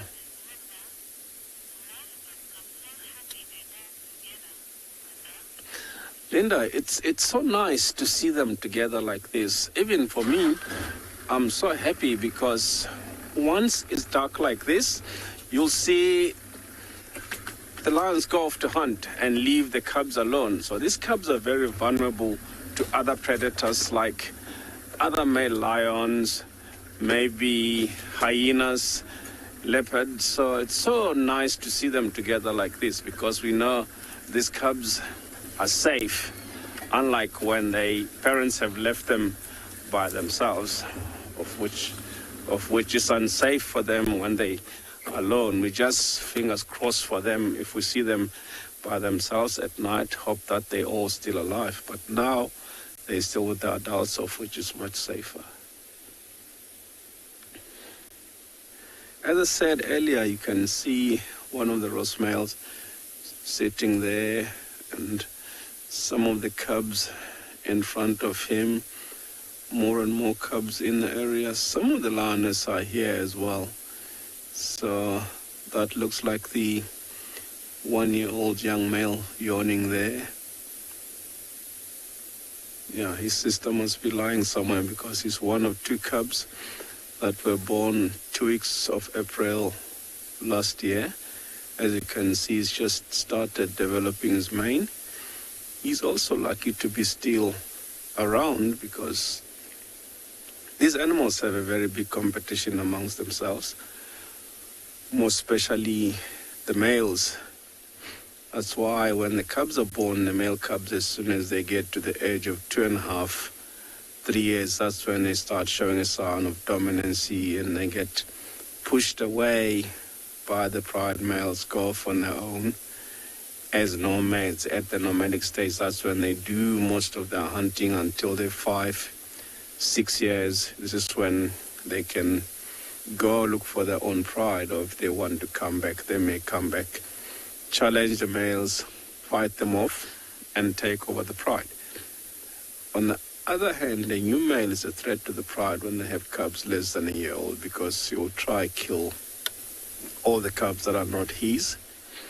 For 2 reasons, he doesn't want any competition. The main reason is the females. Can you hear the cubs fighting? They want to suckle. I'm sure there's a female that's somewhere in the bushes there that we can't see because of that mound. Otherwise, they're just lying behind the mound there, but you can just hear the noise. Yeah, I was just saying, females have to look after the cubs until 2.5, 3 years. That's when they can hunt properly for themselves. And as soon as the new male is taken over the pride, he had to wait that long before mating with the females. But once the cubs have been killed, then the females will come on to hit within the next couple of days, and then he can mate and have his own cubs. As you can see here, 2 roast males are here, and the rest are Birmingham lionesses with their cubs. And yeah, so we're just going to sit here and see if these animals will go off to hunt, or this is where they're going to spend the night, but I'm sure they'll go somewhere else to hunt. And then we'll just spend some time with them and see where they go.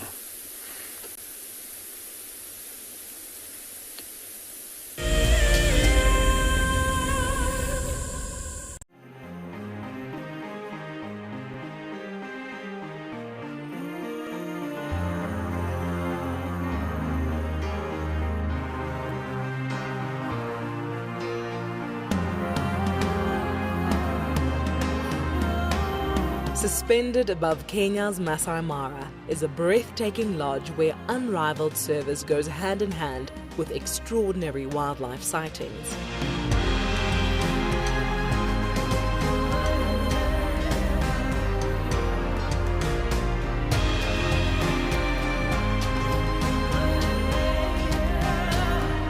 Ngama Mara offers a quiet place where guests have the opportunity to reconnect with the world again.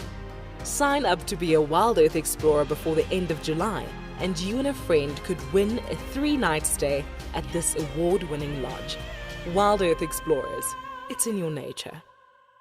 There's a grounding earthiness to this place that we feel in our ancestors. It's a place where, believe it or not, we evolved as a human species, and anyone who's come to Africa will understand that.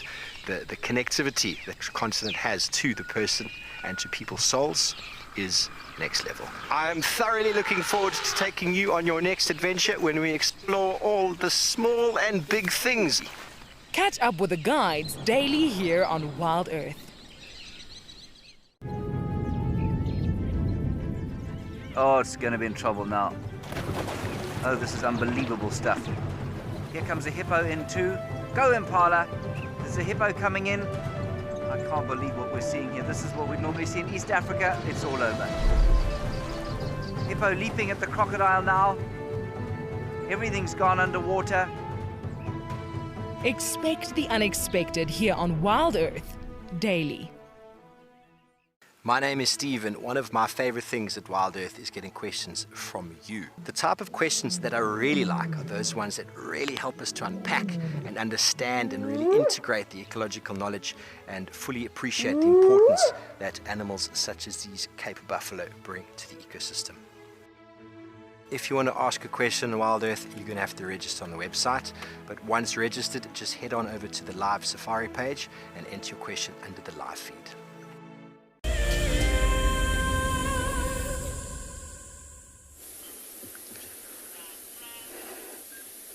Yeah, we're still sitting and hoping these animals are gonna get up and move, go off to hunt. As you can see, there's one of the lionesses there, up and ready to go. As you can see, there's eyes glowing there. There's cubs on the background. Let's see where she's gonna go. Oh, she's just gonna lie down there. Maybe they're just gonna let them suckle a little bit, even though these cubs have started eating meat, so the females are starting to wean them off slowly. Sometimes when they're about to leave this time of the evening, they'll let them suckle a little bit so that even if they can leave them for the night, they've got something in their bellies if nothing happens during the night.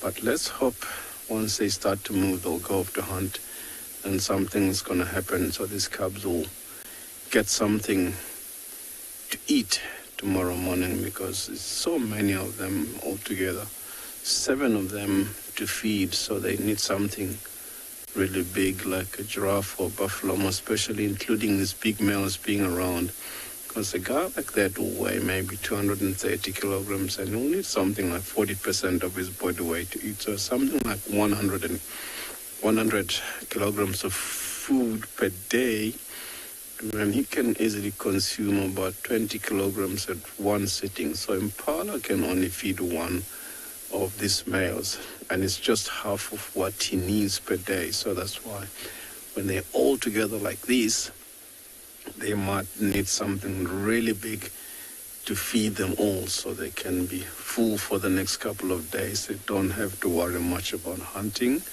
Let's hope they get something big. Otherwise, if they don't, tomorrow is another day. Like I was saying earlier, but we generalize that these hyenas are scavengers, but hyenas also hunt. It's just like we say the male lions don't hunt. They do hunt as well. And I was saying the only predator that doesn't go for anybody's food will be the cheetah, because cheetah happen to be the fastest animals, but they bottom line of a food chain from the predators. That's why even enough vultures or a jackal can chase the cheetah away from the kill. So that's why when the cheetah have killed something, they'll drag the prey under a tree, hide it from vultures. As soon as they start feeding, they'll try to eat as quickly as possible before anything sees them. And they eat until they're full and they leave the rest, because they know the smell might attract other predators in the area. So that's why cheetah will have to hunt almost every day. Unlike these animals, lions, when they kill a buffalo or giraffe, they've got food for 4 or 5 days, depending on how many they are. A leopard, if they manage to take the carcass up in the tree, they've got food for another 2-3 days. And yeah, I've seen lions scavenging from hyenas, from cheetah, from leopards, from wild dogs.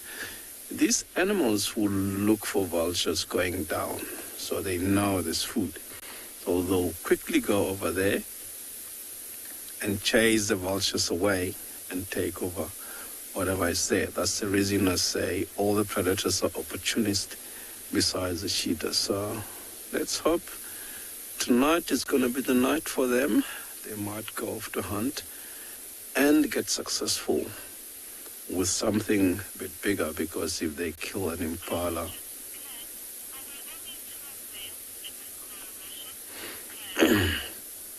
yes, Glenn, and at the moment, the two Ross males are the two dominant males of Ingala property, which is plus minus 15,000 hectares. There are other males in the reserve, but they're not part of this pride. Like the Birmingham young male, or he's now a male because he's reached maturity. He's on and off with this pride. A few days ago, he was with the pride.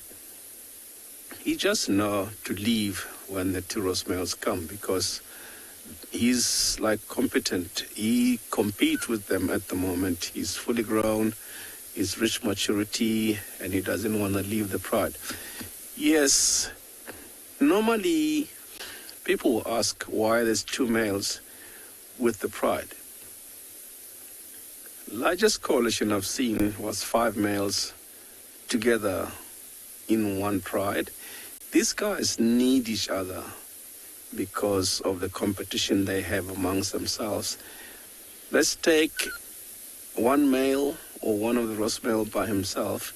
If a coalition of 4 or 5 young males comes in and challenge him, he doesn't stand a chance. So they need to be together. So together they are, the longer the chance they have to stay and keep the territory as theirs. So with this pride, yes. And they dominate this Birmingham pride, including the breakaway pride, which is used to be part of the Birmingham pride. In the whole Ngala Reserve, these are the 2 dominant males that we know of. There are other males that comes in and out, but not in the pride. In this particular pride, it's just the 2 males, yes.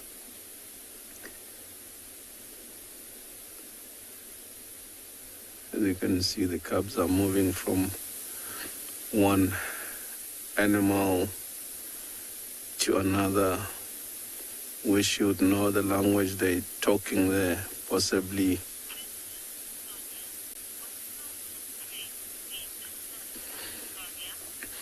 Yeah, Sonia, if they bring down a buffalo or a giraffe, like I mentioned 4 or 5 days ago, we saw them on the buffalo carcass, but the 2 big males were not with the pride. It's just the Birmingham male that was with the pride, and it lasted them about 3 days, and then the 4th day they finished the carcass in the morning. So buffalo will last them about 3 or 4 days, giraffe maybe 4 or 5 days.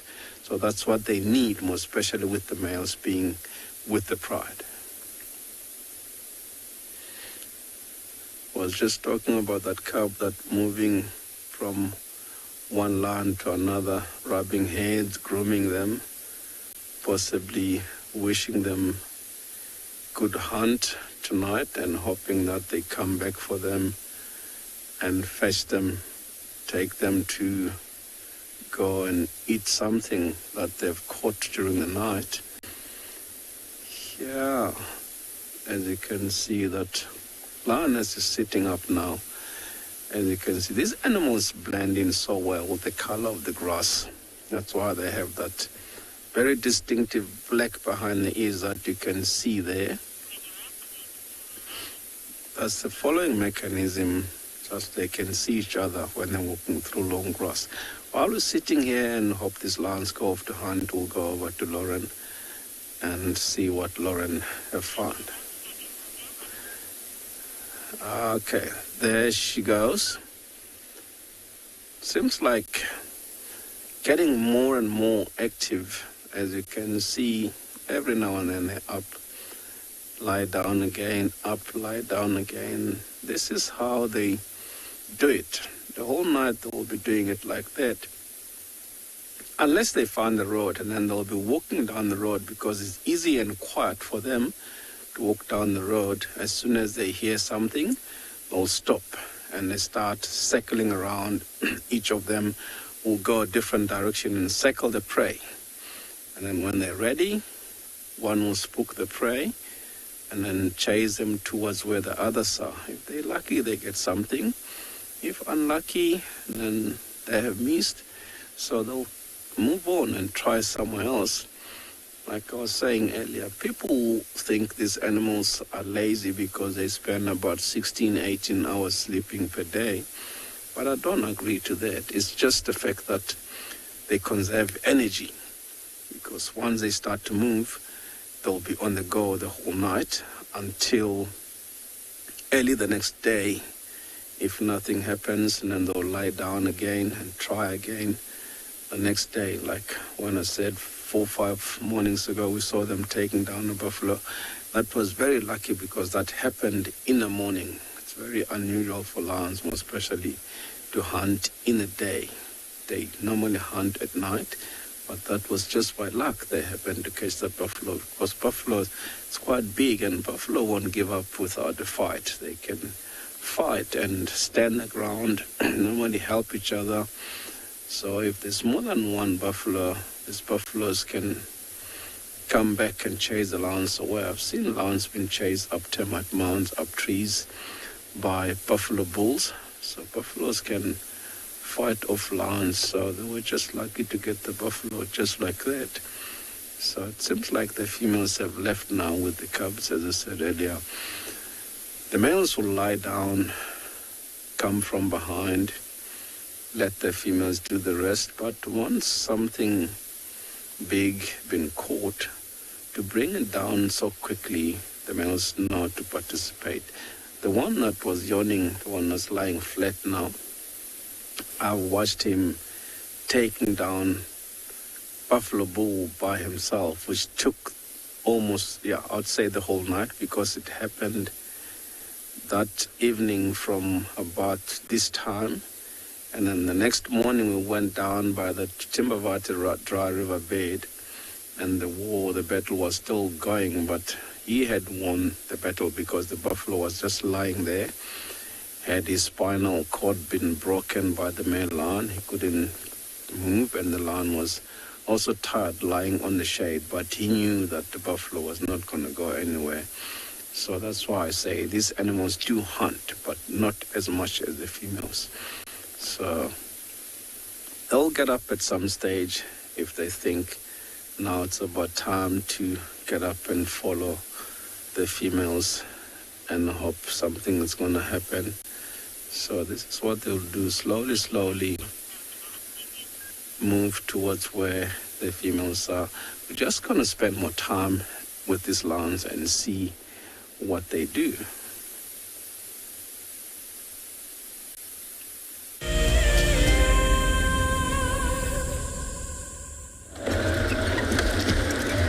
It's that time of day where, well, the spotlights are out.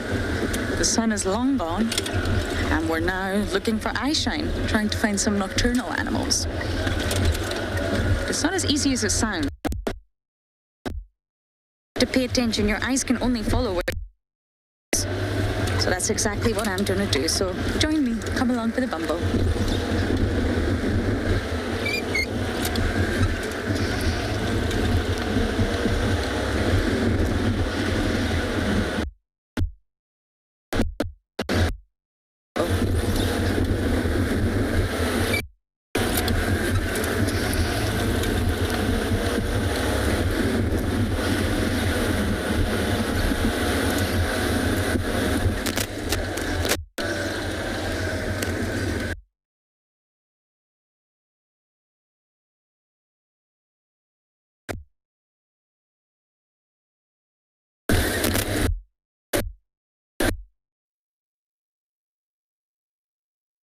The infrared.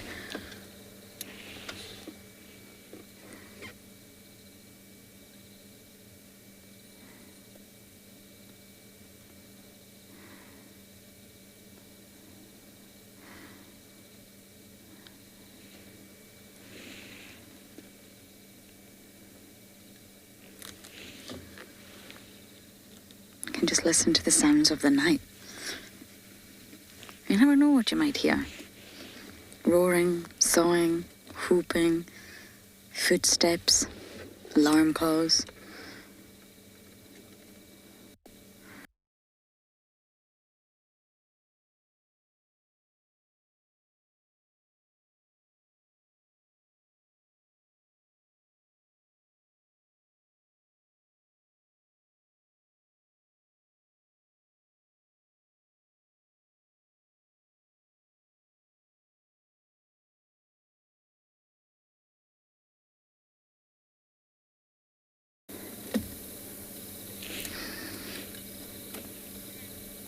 And that's exactly what Morgan and I are going to do. We're going to sit here and listen.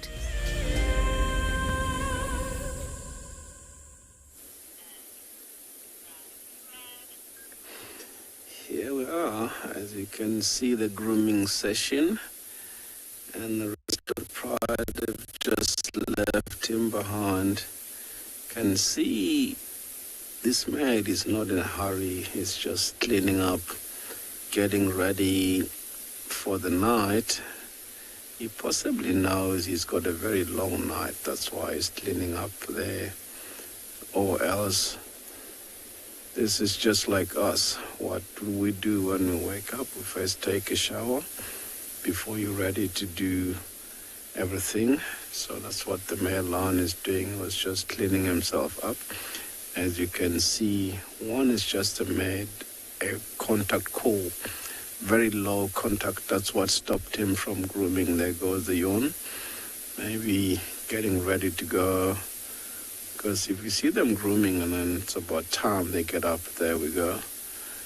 And then he's going to follow the rest of the pride and catch up with them. Because he knows they're definitely on a hunt. He doesn't want to miss out on something, because if they catch an impala, that's not enough for all of them. By the time he gets there, there will be not even a piece left behind for him. That's why he doesn't want to waste much time. So he's up and moving. So as you can see, he's moving through this bush here. He might disappear. We might lose him not too long. And then soon I'm going to start the vehicle and try follow them so that we don't lose these animals, and follow them and see where they go, possibly watch them hunt. That's what we're going to do now. Let's just follow these animals and see where they go. This is very exciting when you're following lions at night like this, because you know something might happen at the time of this evening. See, they moving through this beautiful bush.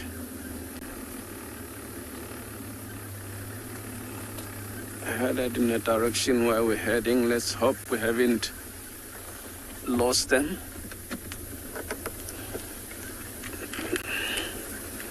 Because the females were moving quite steadily.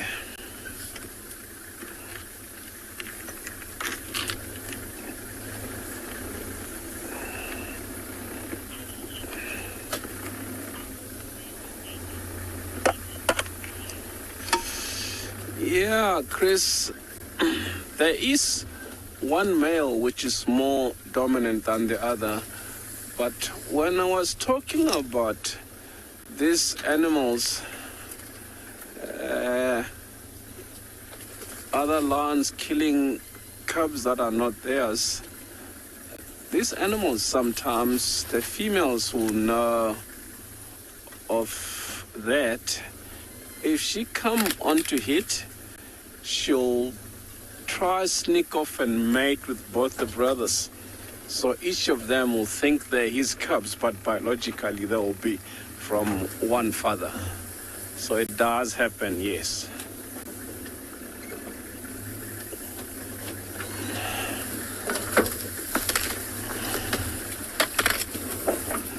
You can see they've just gone through a very difficult terrain here. This is a suitable area for them to hunt, because they need more cover to stalk and get as close as they can, and then they'll chase during the last few meters.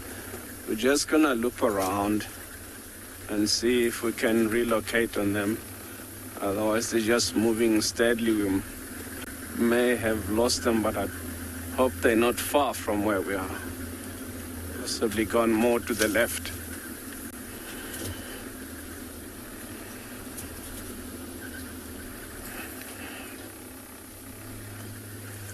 Yeah. It's amazing how much distance they cover in a very short space of time.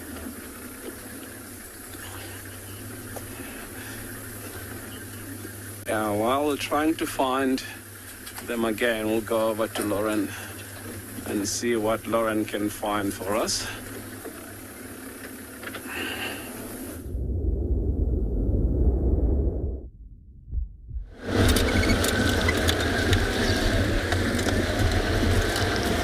We had the best evening with Tandy. She slept and she curled herself even into a tighter ball, if that was possible. And we sat with her and we sat with her, and you know, it's those moments that you've actually got to appreciate. No one else was in the sighting. I called it in, no one responded, and we just sat with her in silence. Just spent some time with her. Eventually she got up and left. She headed east, so she's gone along Gowrie Main in an easterly direction. I think she's still looking for Mareebs. She's probably saying, Mareebs, where are you? I'm only joking, that's massively anthropomorphizing, but she's still seeking him. And I imagine they'll be around tomorrow morning. If it's not on the southern section of Torchwood, then they'll be in Chitwa. And I know that Tristan's desperate to see them, so he must head that way. We also bumped into the hyena cubs. Running amok. My goodness, with no adult. And they disappeared into the thicket. So we stayed with them for a minute or two, but they disappeared. So it's not great news. Even in Ngwazi's the oldest one now, Ribbon's son. He's not old enough to be completely on his own. He needs to be following an adult. Doesn't have to be Ribbon. It can be one of the other females. It can be Swazi. It can be Falco. Even Sutu. Sutu's a sub-adult. But he's not old enough to be sort of running on his own. And they looked very small. It looked like it could be Hart's pair, that sort of size. Far too young. Anyway, they ran off into the Mowati. And that's my update for this evening. I am heading to quarantine. As you know, it's the best place to end a drive. Let's see what I can find up there. But Morgan and I were saying we had such a quiet morning this morning. I made all the wrong decisions, and this afternoon has just worked out perfectly. From that wonderful elephant sighting, it was truly wonderful, to a fantastic afternoon with Mareebs, who led us to Tandy. Accidentally, of course.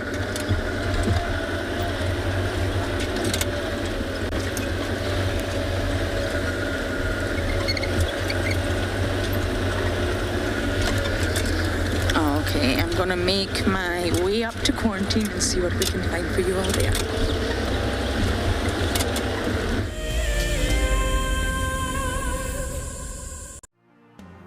Hello everyone, my name is Elmarie and I'm very excited about this drive. My husband Kleinhan bought me this Ticket to Dream for my birthday as a present because he knows I watch Wild Earth all the time. I couldn't be more happy. I've never had such a great present in my life before. If you want to go on safari with a Wild Earth guide, whilst honing your bush knowledge and of course featuring in one of our shows, then head over to our website. Okay, my favorite part about Wild Earth is the characters. And then of course I love the bush and I love Africa, and just the fact that I can follow every day, that's one of my favorite things. Sign up to be a Wild Earth explorer and you could be making your first ever on-screen appearance. Being on a live drive on Wild Earth is really great because you can actually now smell the bush, see the animals in real life. You have to really make a plan and just do it. Hello everyone, my name is Trishala and I am a naturalist and safari guide here in Djuma Game Reserve in the Sabi Sands in South Africa. I think that the information that we provide, and most importantly the questions that you ask, give both you and I a really good idea of what's going on. My friend Fernando here, he's a flat-necked chameleon, and I love them. They're just these gems that you manage to find in the bush.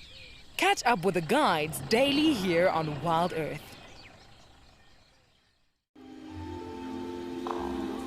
Goodness, look at its wobbly legs. Oh, I don't believe it. I can't believe we've actually seen it. Oh my goodness. Oh, careful, careful, careful. Oh no. Oh, it's okay, little one. Okay. Expect the unexpected here on Wild Earth daily. Hi everyone, my name's Daniel Fisher and I'm going to be your guide this afternoon. I'm looking really forward to taking you through and showing you all the beautiful places here at and beyond Ngala. If you have any questions, please register on our website. Once registered, go to the live page feed and post your questions underneath the live feed. Join me on my next safari through and beyond Ngala on Wild Earth. Send me live questions through the Wild Earth website and I'll answer them live from the African bush.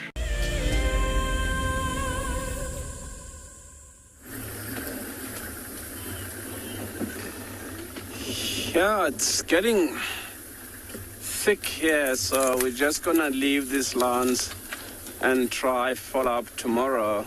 Let's hope, because they're hunting, let's hope tomorrow we find them on a kill. It will be very nice to watch them all feeding together with the cubs, because looks like they haven't had anything to eat in the last 2 days. So with the cubs like this, they need to eat quite often so the cubs can grow faster to survive, because the chances when they're still young like this, they're very vulnerable to most of the predators, as I mentioned earlier. Hyenas, leopards, and other lions can easily kill these cubs. So let's hope these animals find something.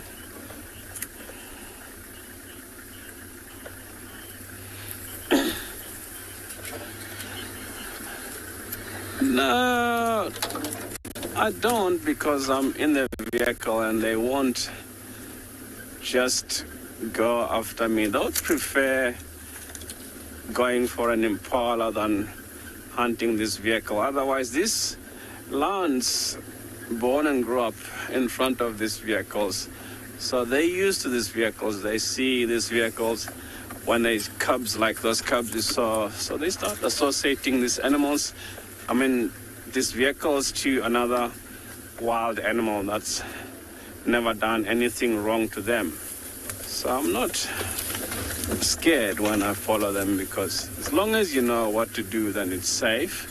It's not that I'm just following them without knowing what I'm doing.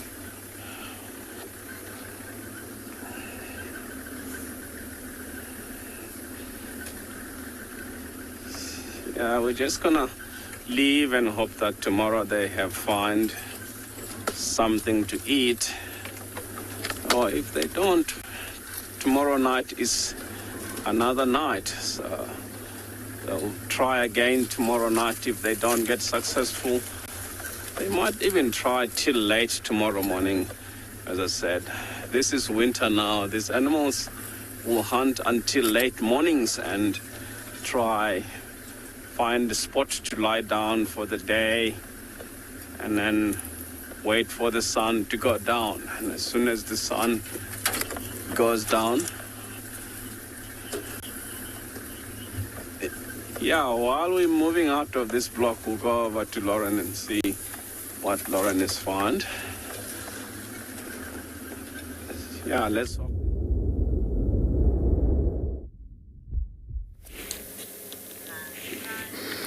Good luck getting out the block.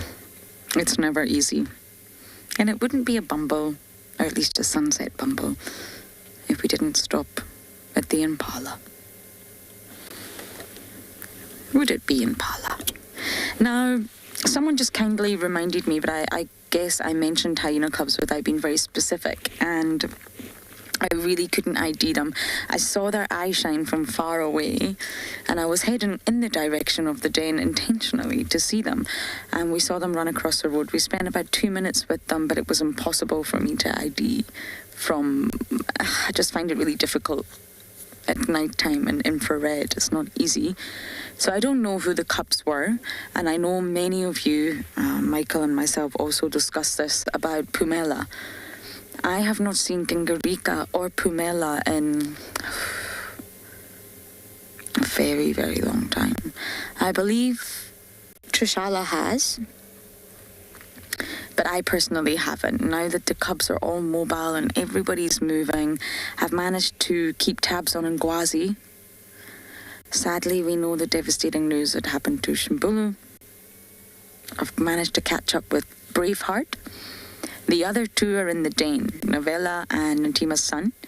So the sort of two missing links from my side, at least, are Pumela and Gingirika. And those are the two that I'm desperate to catch up with. I want to know where they are and if they're still here. So I think tomorrow morning I'm going to head straight to that den site area, Gowrie Main, and maybe just lurk. Be a lurker and just hopefully try and see if we can spot these cubs. But as I say all the time, dam cammers or zoomies, if you watch that dam cam, keep us updated, because really that's going to be key to identifying these cubs. They will come to quarantine. They're in our camp all the time. And Duma is still very much their territory, just because their den is a little bit south now. So please do keep us updated. I know you all do. And I am a little bit worried about them too. I saw Heart recently, but I just didn't see her with any cubs. So as always, I promise to keep you all updated.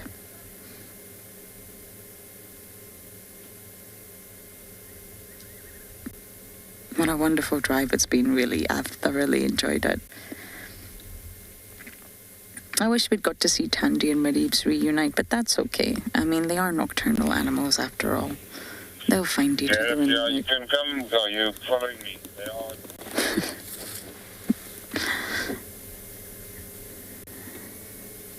And the impalas are getting ready to hunker down.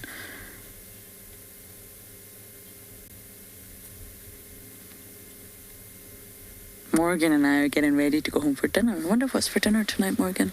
No idea. No idea. Are you excited? Very. Are you? Not sure. Morgan and I have very different diets. One is a carnivore, one is a herbivore. Can you guess who is who? But anyway, everyone, thank you so much for jumping on board. We have come to that time of day where we must say goodbye, but thank you for all your comments and questions, and I really hope you do jump on board tomorrow. Until then, good night.